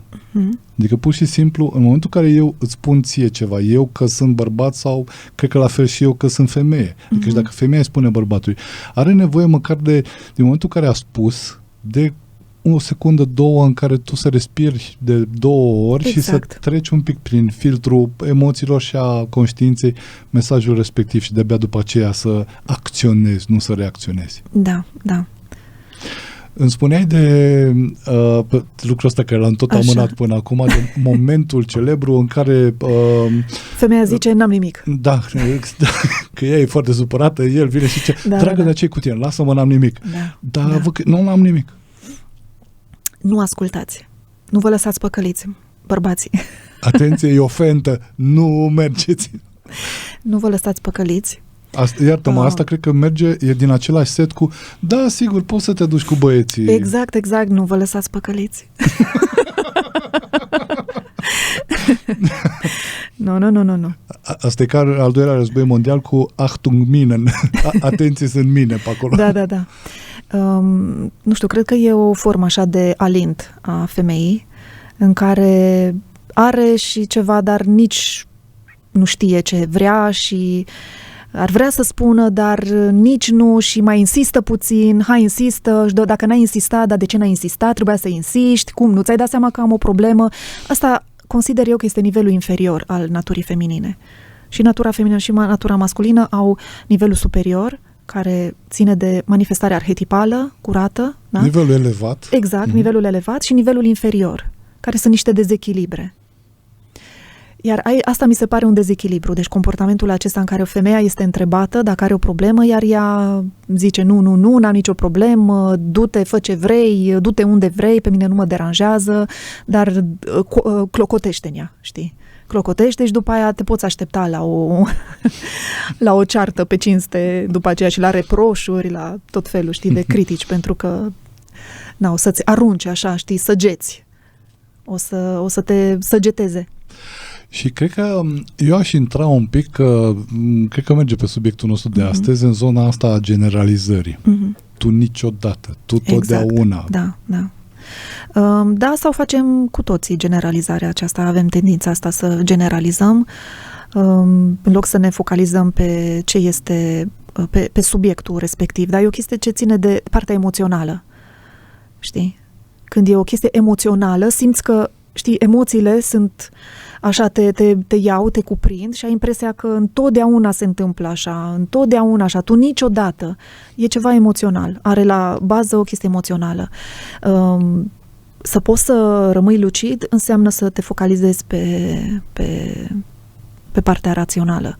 Și cred că înseamnă, de fapt, să baleezi din zona inferioară, să te duci în zona manifestărilor superioare. Da. Aș folosi cumva momentul, am mai spus în emisiunea asta, în Ayurveda sunt cunoscute 3 stări, ca să zic așa, e cea de sattva, de armonie și de disarmonie, cealaltă care are 2 categorii, raja și tamas. Sattva înseamnă partea de armonie, e partea luminoasă, în care se spune că nu există boli, adică acele persoane care sunt în zona asta de armonie, o să forțez limba română, armonia e atât de armonioasă, încât de acolo a fugit durerea și întristarea. Da. Dacă cobori din ea, intri în partea cealaltă disarmonioasă, care are cele 2 jumătăți, raja și tamas. Rajasul este pe maximă agitare browniană în toate părțile și tamasul este pe partea deja inerțială. Da, inerție, da. O spun asta pentru că ne putem evalua cumva după descrierile astea și cam pe unde suntem. Dacă ne agităm haotic și e așa foarte intensă viața și e numai pe bătălie și tot felul de lucruri, suntem cumva în zona rajas. Dacă stăm în partea aia cu n-ai cu cine, viața e pustiu și alte lucruri de genul, ăla deja e tamas. Așa e. Bun. Ce se întâmplă... De ce se întâmplă atât de des ca o femeie să simtă că spune ceva și își dă seama, adică simte cumva că ea nu e auzită? Chiar se poate să nu fie auzită. Da. Pot să fie mai multe motive. Odată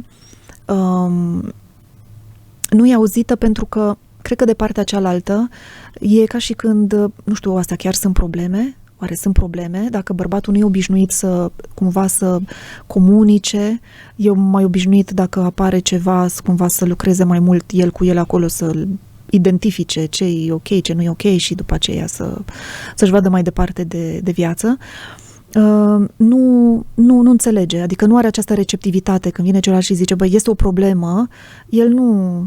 este o problemă, parcă nu o văd, nu înțeleg că este chiar o problemă și ar trebui să ne ocupăm de ea. Plus că cred că bărbatul când aude că cuvântul problemă, deja și-a luat scutul, sabia și avem o treabă. Exact, pentru că cum am spus la un moment dat mai pe la începuturi, bărbatul, pentru el, în momentul în care e stabilit cumva în relație, e ca și când, acum eu pot să fiu lăsat în pace.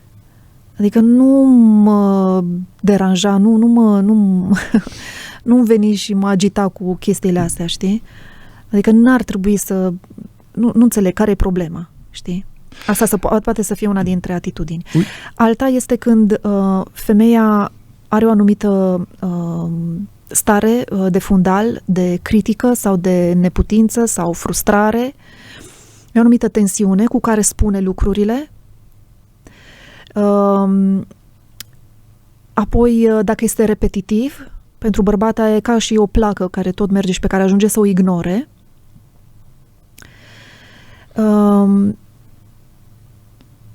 Și mai aveam chiar, mai voiam să zic o idee și mi-a zburat în timp ce le enumeram pe astea. Are legătură cu cum exprimăm noi. Știi, cum spunem noi, pentru că noi începem cu simțit, începem cu niște lucruri care nu sunt neapărat întotdeauna directe. Iar dacă nu punem direct pe masă niște lucruri, problema respectivă, bărbatul nu reacționează așa de, știi, nu, mie spunem, dă-mi o structură, fii mai coerentă, așa, și atunci o să te ascult. Adică ceva de genul, uite, știi, m-am gândit că probabil că duce mai bine cu toții dacă cumva în bucătăria asta ar fi un pic lucrurile mai așa. Da, sau de exemplu, uite... În loc să spui, speli-te-o frumos vasul ăsta. Exact. Sau uite, e soare afară. Și tu te aștepți ca el să zică, că o femeie ar zice, da, este soare, vrei să mergem afară la o plimbare prin parc? Da, cum Și bărbatul se uită afară și o să zică, da, este soare. Bun, am constatat că este soare, e frumos afară, bine. Da, e informația exactă și precisă pentru noi, tratată exact și precis. Afară e soare. Da, afară e soare. Exact. Deci de multe ori este și componenta aceasta, modul în care comunicăm este puțin diferit și se referă iarăși la cum comunicăm noi cu femeile și este partea aceea de receptivitate, că nu avem nevoie să spunem, hai să mergem în parc întotdeauna, știi? E o chestie de aia de stare, ce fain e, ne simțim bine, hai să mergem dacă tot, știi? Plus că femeia poate să spună că nu consideră că este foarte romantic să zică ea tot timpul, hai să mergem în parc. Exact, dar încă o dată, cu niște persoane care nu au învățat, nici nu au așa de la ei, știi, disponibilitatea asta și nici nu au fost învățați, e destul de greu să ne așteptăm de la ei la lucrul acesta. După ce au învățat, da, e altceva, știi? Dacă cineva chiar nu face și tot evită, să zici, măi, nu știu, de ce faci lucrul ăsta? Adică nu-ți pasă de mine? De ce? De ce?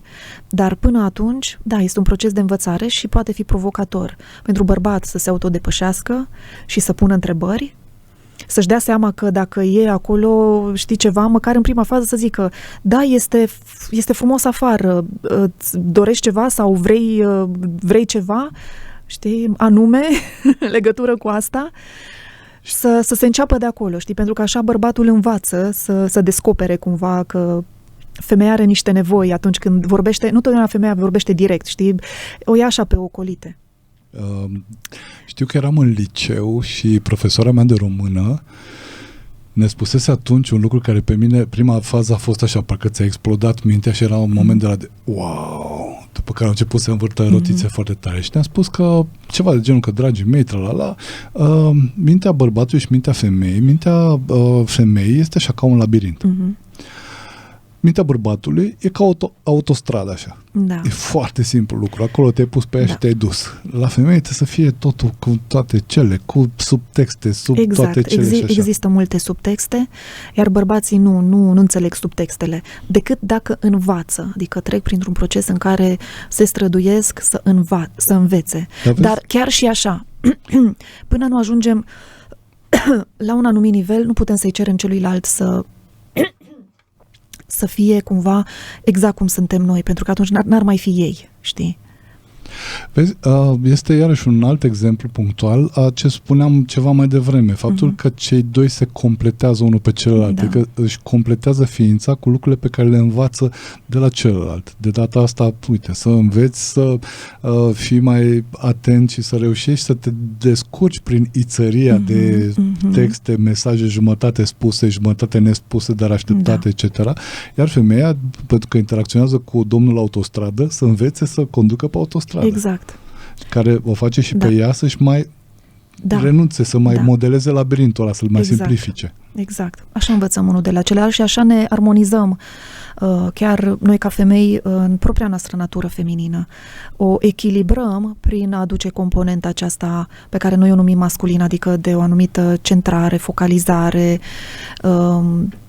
rațiune, știi, logică de a gândi într-un anume fel. Iar la bărbați invers, își armonizează, își echilibrează natura lor masculină și o aduc mai aproape de manifestarea aceea superioară dacă integrează partea feminină. Mai empatică, și pentru că suntem amândoi, să zic mai așa, holistică.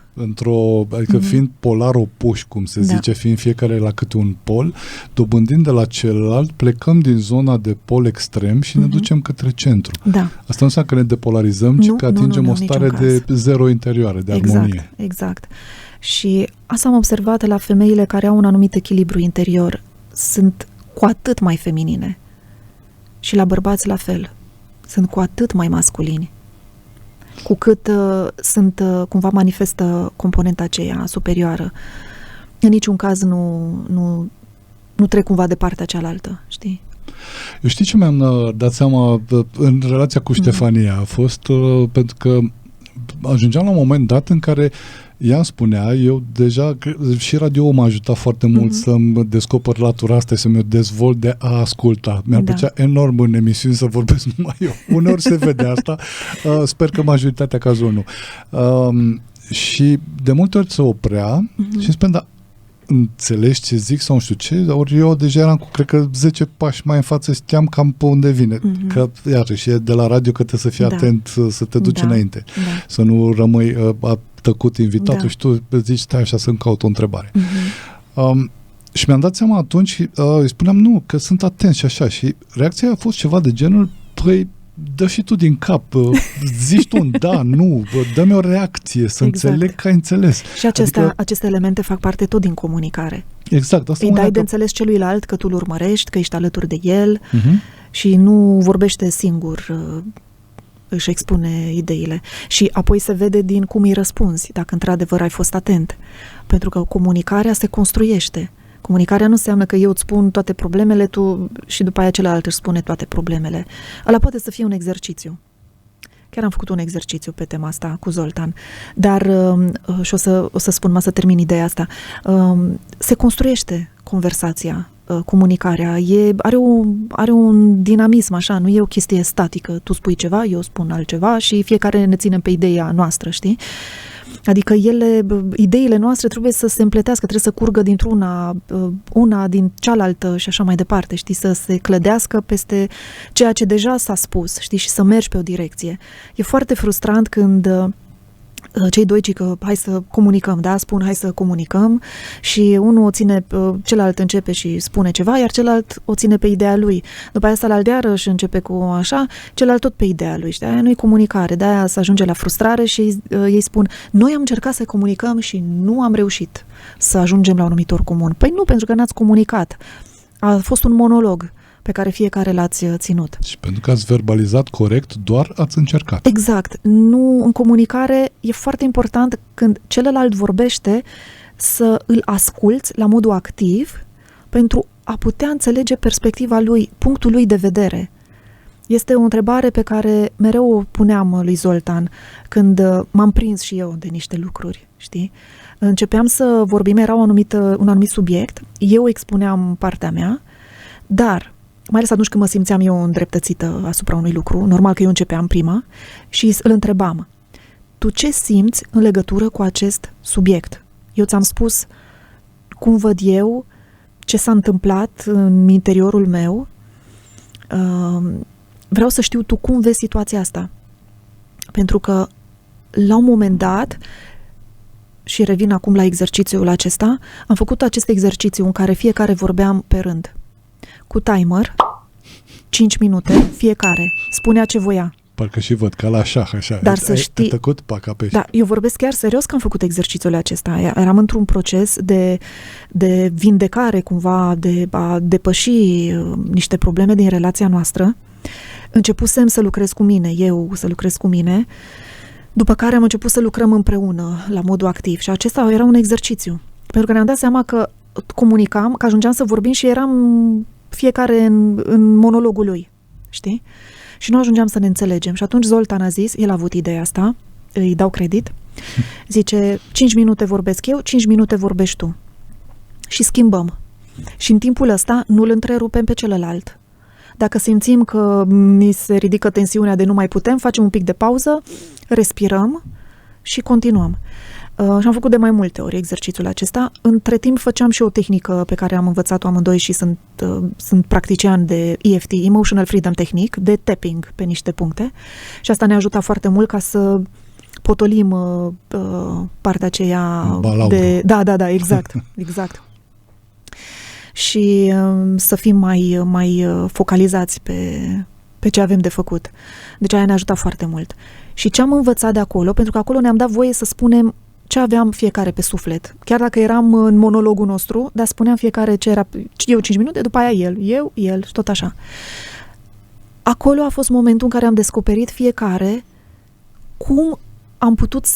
cum am văzut noi anumite situații, care situația poate era comună, dar cum am privit-o fiecare a fost cu totul diferit. Și pentru că o priveam diferit, bineînțeles că acționam în consecință. Și a fost un moment revelator. Să-mi dau seama că ce credeam eu că el a făcut-o din adins pentru că așa este el rău și nu vrea să fie atent la mine și să mă asculte, de fapt a fost pentru că el a înțeles un anumit comportament de-a meu într-un anumit fel. Și de aceea m-am învățat de atunci încolo, când eu aveam o anumită problemă și mergeam la el să o expun, să-l întreb: tu cum vezi lucrurile? Pentru că, eu așa le văd și asta e impresia mea. Asta e o altă greșeală pe care o fac femeile, de a presupune. De a presupune ce gândește celălalt, ce și-ar dori celălalt. Dar când e vorba de a comunica ceva, presupunem ce ar gândi celălalt. Și e o foarte mare greșeală. Trebuie să-i cerem să ne spună: tu cum vezi tu problema asta? Și chiar dacă nu ne convine, omul ăla poate să vadă problema într-un fel că așa vede el lucrurile. Și după aia de acolo încep negocierile și explicațiile și, știi, să ajunge treptat la o înțelegere cumva comună. Să știi că exercițiul ăsta eu l-am mai întâlnit de genul cu un pix, știi? În care, în momentul în care ai terminat ideea și ți s-a terminat timpul, îi dai pixul celuilalt sau, mă rog, o banană, o portocală, nu contează, un obiect. Și întotdeauna vorbește cel care are obiectul. Dacă nu ai obiectul, nu ai voie să vorbești. Știi? Și atunci e foarte clară treaba asta. Da. Știi cum am făcut cu Ștefania? S-a emulat spontan, așa, a fost, Dumnezeu ne-a dus în punctul ăla, ne trimiteam voice note-uri. Și atunci nu erați față în față și puteați să... Și nu puteai... Adică te cerți tu cu un voice note. Exact. Te cerți o dată de 2 ori, dar de câte ori? Exact. Și plus că nu poți să-l întrerupi. Și atunci când ne da play, îl asculți până la capăt, după care, după ce ai ascultat până la capăt, înregistrezi tu voice note-ul tău. Dar este un exercițiu foarte bun, mai ales pentru cei care știu că nu se pot controla. De exemplu, noi nu ne întrerupeam, chiar dacă ne creștea tensiunea. Și mai e și pentru cei care spun sau au tendința aia de a nega, de genul, cine eu n-am spus asta. Exact. Uite, ascultă, dă click 3 mesaje mai sus. Uite, dovadă aici. Da, și chiar am rămas uimit, de exemplu, odată, tot așa am avut o divergență și eu super convins, bărbatul ăla care e cu sabia dreptății în mână, știi? Nu, eu am dreptate, deci mi-e foarte clar, situația era așa. Și mi-am dat seama că, de fapt, camera de bord, să zic așa, a mașinii înregistrează audio din habitaclu, adică înregistrează imaginea de pe drumul unde pus obiectivul, dar sunetul ia din habitaclu. Și m-am dus până jos în mașină, am luat cardul din cameră, l-am băgat în laptop, am căutat faza respectivă și am ascultat-o, am tăiat-o și am dat-o și Ștefaniei. Și am rămas șocat, Cami. Deci în momentul în care am confruntat imaginea cu care am rămas eu din discuția respectivă cu realitatea clară a discuției respective, erau două lucruri total diferite.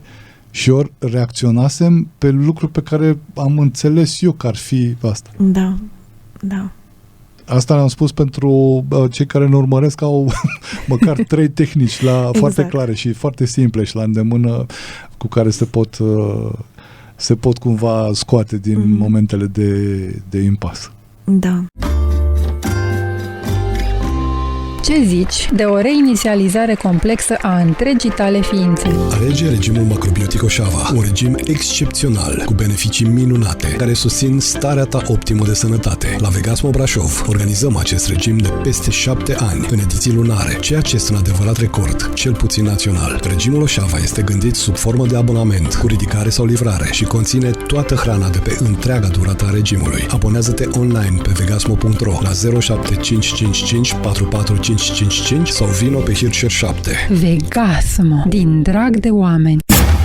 Dacă îl cauți pe Făt Frumos, asigură-te că ești Ileana Cosânzeana. Emisiune radio, blog și podcast. Luna roz la vitamina C.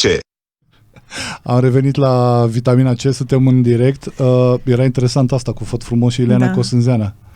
Păi altfel e motiv de stres și de frustrări foarte mari, pentru că dacă nu te ridici la nivel și nu urmărești să ții pasul cu nivelul respectiv, așa e. Te cam chinui. Faci luxații și întinderi musculare și de tendoane. Camelia Bara este alături de mine. Vorbim despre comunicarea în cazul femeii și de felul în care ea urmărește să se facă înțeleasă în relația de cuplu.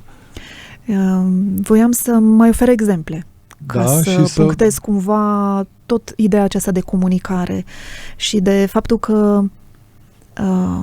cum putem să schimbăm tonul, să zic așa, în timp real când e vorba de comunicare. Adică având în vedere că Dumnezeu nu o să oprească niciodată creația lui, să zic, bine, universul, ca să înțelegem mai bine, n-are un buton de pauză în care zice, universule, moment, stai așa, Ionuț în momentul ăsta nu duce, nu înțelege, nu e momentul prea așa, stai pe pauză până își revine el. Da. Cum facem ca totuși să, din galopul calului, să rezolvăm toate lucrurile astea și să le ducem unde trebuie, nu? Da. Și prin exemplu ăsta vreau să punctez mai multe lucruri, adică o să exemplific mai multe lucruri pe care le-am discutat până acum. E foarte simplu ce s-a întâmplat, dar foarte relevant.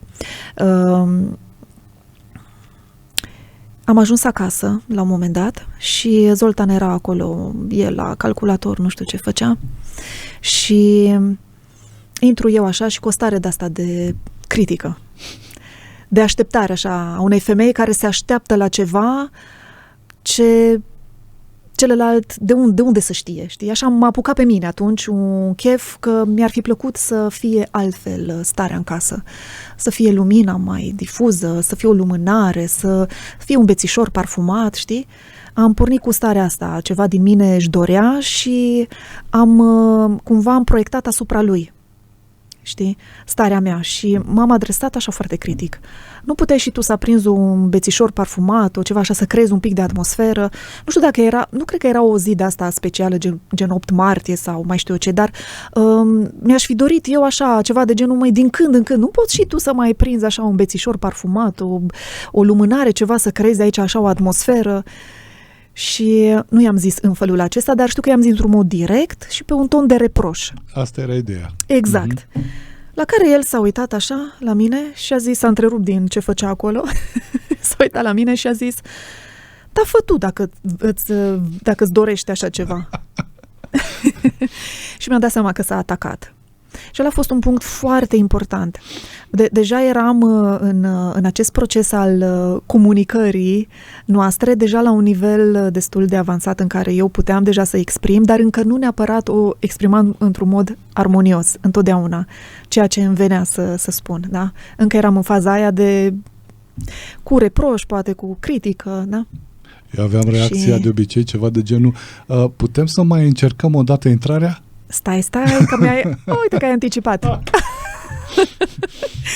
Și în momentul acela mi-am dat seama că l-am atacat, e clar, din reacția lui. Cum mi-am dat seama? Păi din reacția lui mi-am dat seama că a întors-o cumva și mi-a dat înapoi energia cu care am venit eu, i-a luat-o și după aia mi-a dat-o înapoi. Și în momentul respectiv am făcut așa o pauză de 2 secunde, 3 acolo așa și am zis, Zoltan, iartă-mă, hai să reluăm. Exact asta i-am zis. Hai să luăm de la început. Și am zis, uite, știi, mi-ar plăcea așa ca din când în când să mai creezi și tu atmosferă în casă și mi-ar fi plăcut, uite, poate să fie un bețișor parfumat, o lumânare, o ceva așa, să fie altfel atmosfera în casă. La care el a fost foarte receptiv și a zis, da, cum să nu, așa da, parcă îmi vine să fac. Și o să țin minte pentru data viitoare. Vezi, mă gândesc că aici este... Mi-e place să mă duc la principii, că după aia dacă le înțelegi sau dacă le memorezi, cumva celelalte sunt aplicări punctuale. E în principiu anumit că cea mai mare fericire a unei ființe este să o facă fericită pe ființa iubită. Da, pe ființa iubită. Este fericirea ființei iubite. Dar vezi că, din păcate, de multe ori, de fapt, fiecare ființă funcționează pe implicitul ei, pe by default-ul ei. Dacă ești obișnuit să te gândești numai tu la tine, tu trebuie să te descurci în hățișul societății, în toate cele, când ajungi în culcușul numit apartament, în cuibușorul, numit apartament, uiți că stai numai puțin tel, că lumea aia, jungla, începe de la ușa apartamentului încolo și trebuie să faci un switch pe suflet. Da, așa este. Și am mai învățat ceva de acolo din acest aspect, că n-am cum să mă aștept la ceva din partea cuiva care nu e obișnuit cu lucrurile respective. E foarte aiurea să ne judecăm în forma asta și să avem așteptările astea din partea celuilalt. Când el, săracul, nici nu a trăit în felul ăsta sau nu a făcut. Și dacă îi dăm șansa, poate să învețe, dar dacă noi din start pornim cu așteptare și deja îi reproșăm și îl criticăm pe celălalt, E foarte greu. De aceea, știi, nu se ajunge cumva, n-ajunge mesajul la celălalt. Cum să ajungă mesajul? Eu îmi dau seama că ține foarte mult de conștientizare. Bine, într-un fel spun un truism, pentru că întreaga noastră viață ține de conștientizare. Calitatea vieții noastre ține de conștientizare. Dar vezi și aici, când interacționăm cu celălalt, de exemplu, nu știu cât îți dau seama că dacă îl rănești pe celălalt, tot tu ești ăla care trebuie să-l servisezi. Exact. Sau că se răsfrânge asupra ta.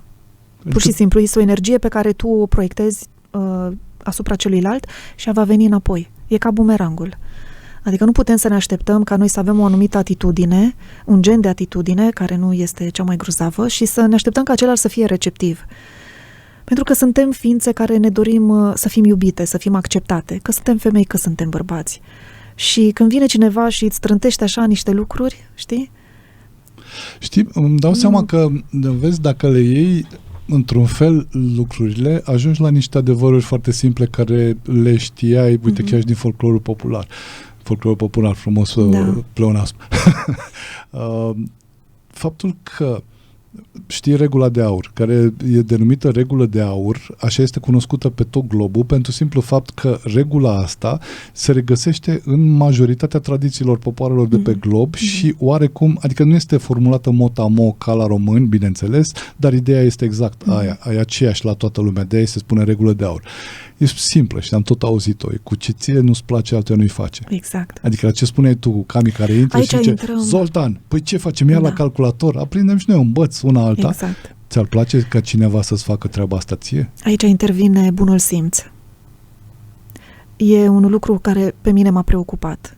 Dacă oamenii nu sunt preocupați de acest lucru, rămân în bula lor și manifestă un egoism în care mereu e despre ei și vor ca ceilalți să se alinieze după ei, după nevoile lor sau după ce nu le convine lor, adică să fie atenți cu ce nu le convine lor. Iar bunul simț înseamnă să ieși cumva din tine și să ai o anumită atenție și asupra celuilalt. Sunt mai multe componente, este un subiect care mie îmi place enorm de mult și mă preocupă încă din copilărie, să știi, fără să exagerez, dar știu că am avut un episod la un moment dat când poate părea puțin așa mai altfel povestea asta, dar dacă mi s-a întâmplat, eu ce pot să zic sau ce pot să fac? E cumva cea de la 7 ani? Da, ți-am zis? Bun, atunci nu mai zic. Tu a spus-o, Zoltan, în emisiunea trecută. Ți-o pregătisem să îi dau play acum pentru toată lumea, dar poți să spui. Da. Nu știu dacă era 7 ani, habar n-am, nu știu, eram, dacă nu, cred că prin clasa 1, cam așa era vârsta aceea. Când îmi aduc aminte momentul că nu s-a întâmplat într-un moment special. Pur și simplu eram la bloc, acolo cu fetele, ne jucam, și nu mai știu ce pregăteam noi pe acolo și în procesul respectiv am început să fiu conștientă că există ceva în mine care este diferit față de cum mă percepeam eu pe mine până în momentul respectiv. Eu atunci am devenit conștientă. Dar este momentul în care apare să se manifeste ego-ul cumva. Eu nu știu dacă am fost conștientă exact când a început să manifeste, dar imediat după, probabil mi-am dat seama că există acel ceva în mine, care e ego, nu este altă personalitate, adică n-auzeam voci și nu. Dar am simțit că e ceva diferit. Acel ceva diferit se raportă altfel, știi? Când apare ego-ul și avem nevoie de el, filtrăm cumva lucrurile, le vedem, ne raportăm cumva și ne ajută cumva să ne conectăm la lumea înconjurătoare. Până atunci copiii sunt așa, starea aceea de puritate, de candoare, știi, sunt puri, neprihăniți, știi? Și din starea aceea ei acționează, ei trăiesc și am simțit că a apărut ceva acolo. Și în special apăreau anumite stări care începeau să le simt, de exemplu, poate mândrie sau invidie sau, știi, lucruri de genul acesta pe care înainte eu nu le-am experimentat. N-am fost conștientă de ele. Și mi-am zis că, măi, ceva aici, chestia aia e așa, nu e ceva armonios. Și atunci, da, am început să mă rog la Dumnezeu să mă ferească, să-mi atragă atenția în momentele în care manifest cumva mândrie. Mă dau mare, așa spuneam atunci, așa vorbeam noi între fete, că ce te dai mare, te ții mare, astea erau expresiile. În felul ăsta am făcut referire și lui Dumnezeu, așa, ca un copil inocent, pur, știi? Te rog, Doamne, să-mi atragi atenția, pentru că mi-am dat seama că e ceva care încurcă o anumită armonie. Și cred că Dumnezeu a spus, e în regulă, că am primit cererea ta. Da, știi cum mi-am dat seama? În vreo 20 de ani ți-l trimit pe Zoltan. Dar știi cum mi-am dat seama? Îmi dădeam seama că mi-aduc aminte de un episod, în mod anume un episod, în care știu că am fost certată și cumva cearta aia simțeam că nu are legătură cu ce s-a întâmplat acolo în momentul respectiv, ci are un substrat. Și eram, bun, să fiu atentă pe viitor. Și pentru mine bunul simț de atunci e o preocupare cumva și merge pe ideea aceasta, ce ție nu-ți place, altuia nu-i face. Tot ce ține de bun simț, am mai învățat un alt lucru. Nu tot ce îți place ție, îi place și celuilalt. Pentru că de multe ori considerăm că dacă nouă ne place ceva, atunci din nevoia de a-i face o bucurie celuilalt, hai să-i fac ce știu că îmi place mie. Și aici vine măestria să te uiți la celălalt. Să te uiți la celălalt și să îl descoperi, să-ți dorești să-l descoperi ce-i place, cum îi place. Știi, cum îi place să fie iubit. Că de exemplu, eu îl iubeam pe Zoltan. Normal că îl iubeam. De la bun început am simțit o iubire așa mai specială. E ceva mai... E un pic altfel așa între noi. Și am simțit așa o iubire foarte puternică pentru el, dar nu o exprimam cum avea el nevoie. Pentru că eu, fiind cu atașament din acesta evitant, țineam foarte mult în mine. Și mereu așa am învățat eu din familie, că nu lauzi pe cineva. Îi spui ceva doar dacă a greșit.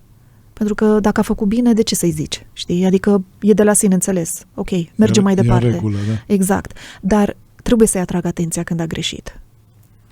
Și Zoltan, fiind o persoană care îi place să primească cuvinte de apreciere, îți dai seama cum era cu mine, care nu exprimam iubirea prin vorbe, așa cum avea el nevoie, și nici prin gesturi de afecțiune, așa cum ar fi avut el nevoie.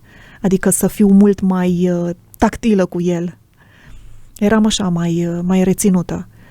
Eu îl iubeam de numai în interiorul meu, iar el îmi zicea că tu nu mă iubești, nu mă simt iubit lângă tine și susținut. Mă durea atât de tare, foarte tare. Și am avut multe discuții pe tema asta. Inițial, discuția noastră era de genul, tu ai pretenții, tu vrei prea mult. Eu îi spuneam lui asta.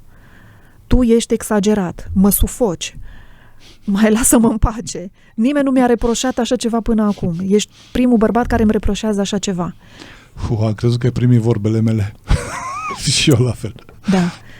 Și a devenit așa o problemă între noi și simțeam că e o tensiune și după aia am început să mă simt eu prost, pentru că îmi dădea seama că el suferă lângă mine.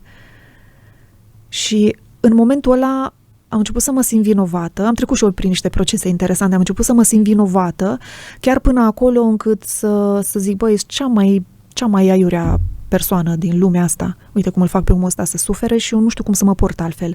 Bineînțeles că și el îmi reproșa într-un anume fel la vremea respectivă. Și cred că e mai mare tensiunea în interior, da, cu cât tu zici, ok, uite, sunt omul ăsta, uite cât îl fac să sufere, dar totuși îl iubesc de numai. Exact. Și am mers așa o vreme, până când și tot am avut discuții pe tema asta, până când la un moment dat mă simțeam așa de neputincioasă și am zis, Zoltan, dacă e chiar așa dureros pentru tine și zic, eu nu știu ce să mai fac, am făcut ce am știut eu că pot să fac și atât am putut. Dacă nu te simți iubit lângă mine, nu știu, lasă-mă, du-te cu altcineva, găsește-ți pe altcineva din partea căreia să simți mai multă iubire.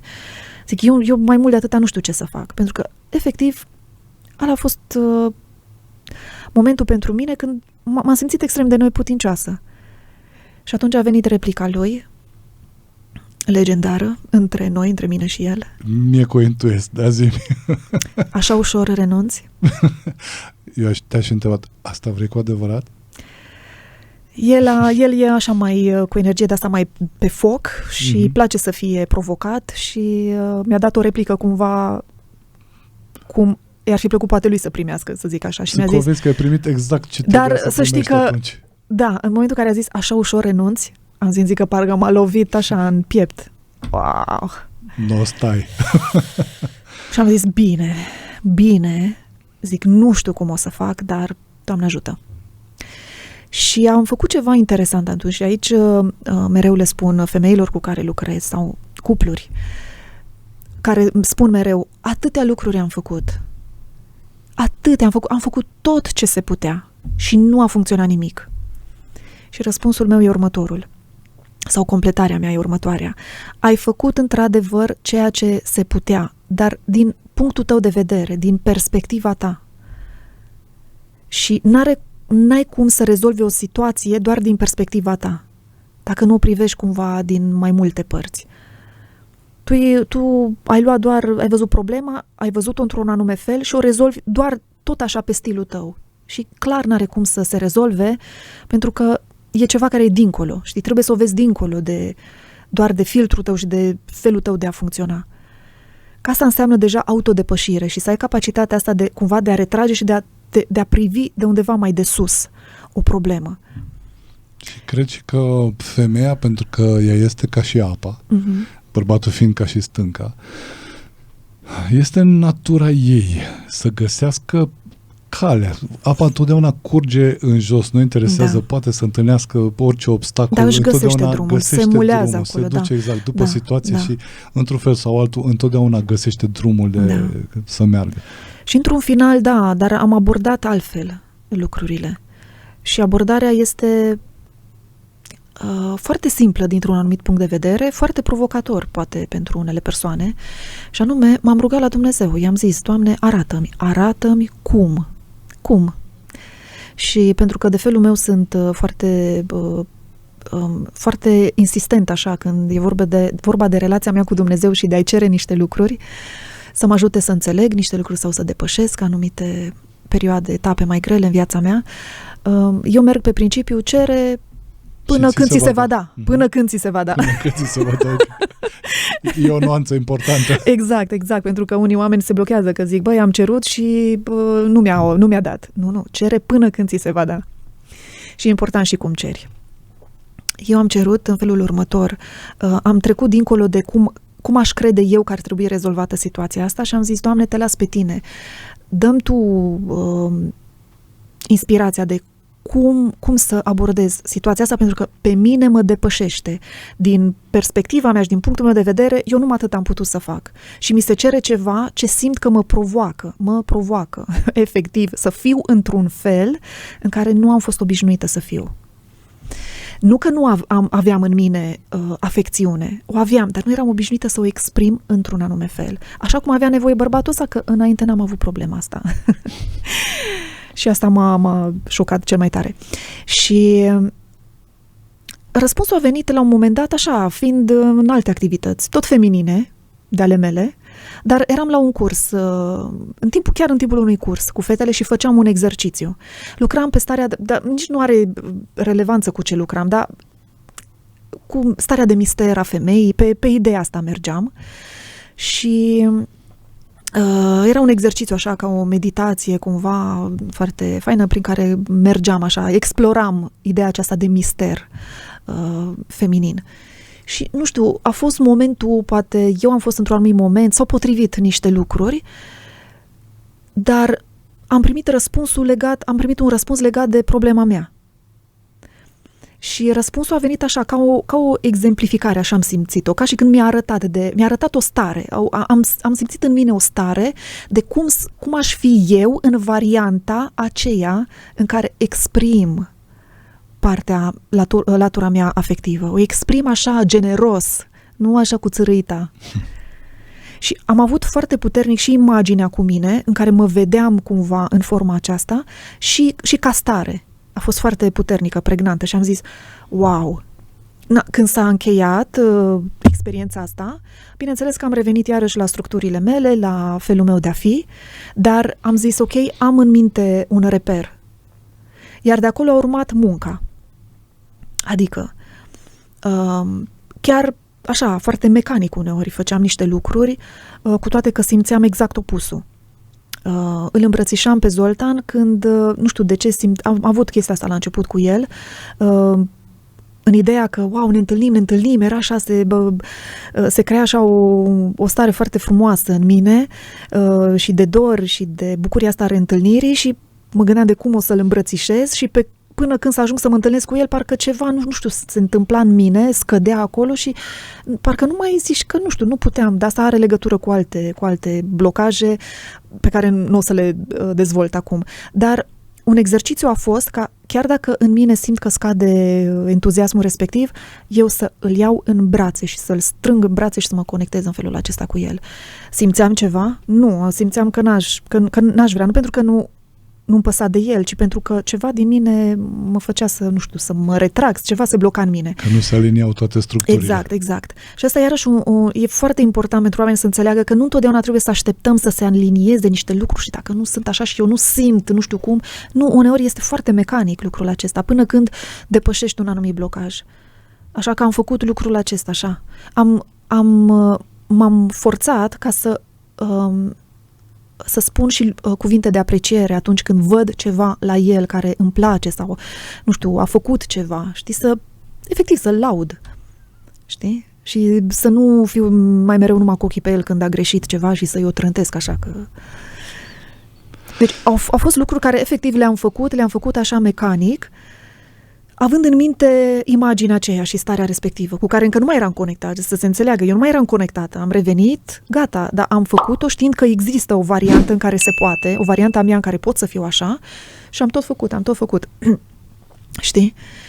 Și în perioada respectivă, eu am făcut parte dintr-o trupă de teatru de amatori și la un moment dat, în cadrul unei piese de teatru pe care o jucam atunci, trebuia să înregistrez o bucată în care, în timp ce eu pe scenă cu partenerul meu de scenă aveam un moment ăsta artistic, trebuia să și rostim niște versuri, dar ca să nu fim încurcați, da, în timp ce dansăm și facem tot felul de mișcări să și vorbim și să ne și auzim, atunci am înregistrat ca să se audă cumva înregistrarea cu versurile respective, era ca un dialog. Eu spuneam niște versuri, el spunea de asta de iubire, foarte faine.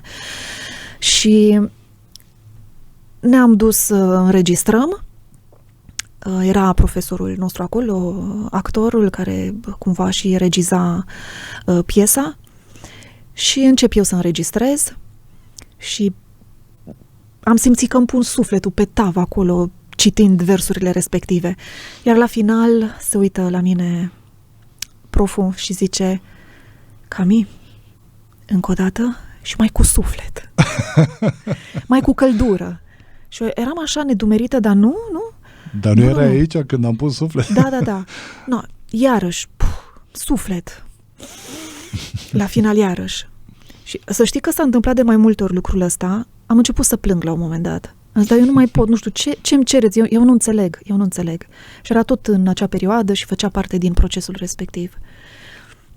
Și într-un final am reușit să trec peste, nu o să spun tot procesul, pentru că a fost de durată, dar în final mi-am dat seama că incapacitatea asta de a exprima cu generozitate în exterior ceea ce simțeam avea o legătură cu anumite blocaje de la nivel afectiv.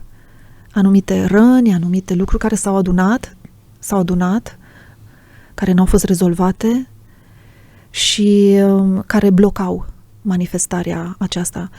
Și în momentul în care am depășit, am avut iarăși așa o înțelegere legat de un subiect, adică de ceva care e corelat, și anume romantism. Mi-am dat seama că toate ființele de pe lumea asta sunt romantice sau au capacitatea de a fi romantice. Se poate manifesta diferit romantismul, dar nu există să nu fim romantici. De ce unii sunt, iar alții nu sunt? Cei care nu sunt sau care spun nu, că eu nu sunt cu romantismul, cu chestii de asta, poate să fie pentru că înțeleg greșit ideea de romantism și poate sunt romantici, dar nu conform sau poate le unor reguli, sau de cele mai multe ori pentru că există niște blocaje. Există niște blocaje la nivel afectiv. Au suferit în relațiile lor, nu știu, decepții, trădări, sau pur și simplu s-au adunat anumite tensiuni și cumva sunt niște uși acolo ferecate care nu le permit să se exprime. Da. Cam am ajuns la întrebarea standard în fiecare emisiune, e ultima. Cum ajunge lumea în contact cu tine? Unde te găsește? Te-am ținut un pic că sus pas, da. o să vezi acum. Exact, oarece întrebare finală. Întrebarea de care mie cel mai groază este spune-mi în 2 cuvinte sau într-o frază ceva esențial, important. Deja, nu, Stai, că nu. Mai facem niște înregistrări acum, imediat după emisiune. Da. Așa. Pe Facebook, Camelia Bara, pagina de educație, pentru că am și o pagină personală, aia de educație, acolo să urmărească, pentru că acolo am postat și postez lucrurile esențiale legate de munca mea, și pe pagina de Instagram, profilul de Instagram, și pe călătoriafemeii.ro. Acolo e platforma mea cu programele educaționale pe care le-am creat pentru femei, foarte multe, și care abordează feminitatea și din punct de vedere ezoteric, dar și m-am dus foarte mult și pe partea de psihologie feminină. Am atins multe subiecte pentru că mă interesează foarte mult și așa le-am dezvoltat pendelete. Și avem, bineînțeles, întâlnirile lunare cu cele care sunt abonate, grupul de Facebook care este iarăși pentru femeile care sunt abonate. E un ecosistem acolo. Da. Voi pune în descrierea podcastului link-urile exact de contact cu tine. Mulțumesc mult pentru invitație și uite, pe când apuc și eu aici să mă obișnuiesc, acum trebuie să încheiem. Oare nu ți-am zis asta de la început? Da. Îți mulțumesc și eu foarte mult, Camelia.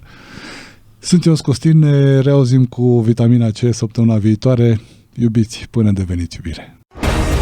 Lucrurile bune nu se încheie aici. Le găsești și la restaurantul vegan Vegasmo Brașov și pe holistica.ro.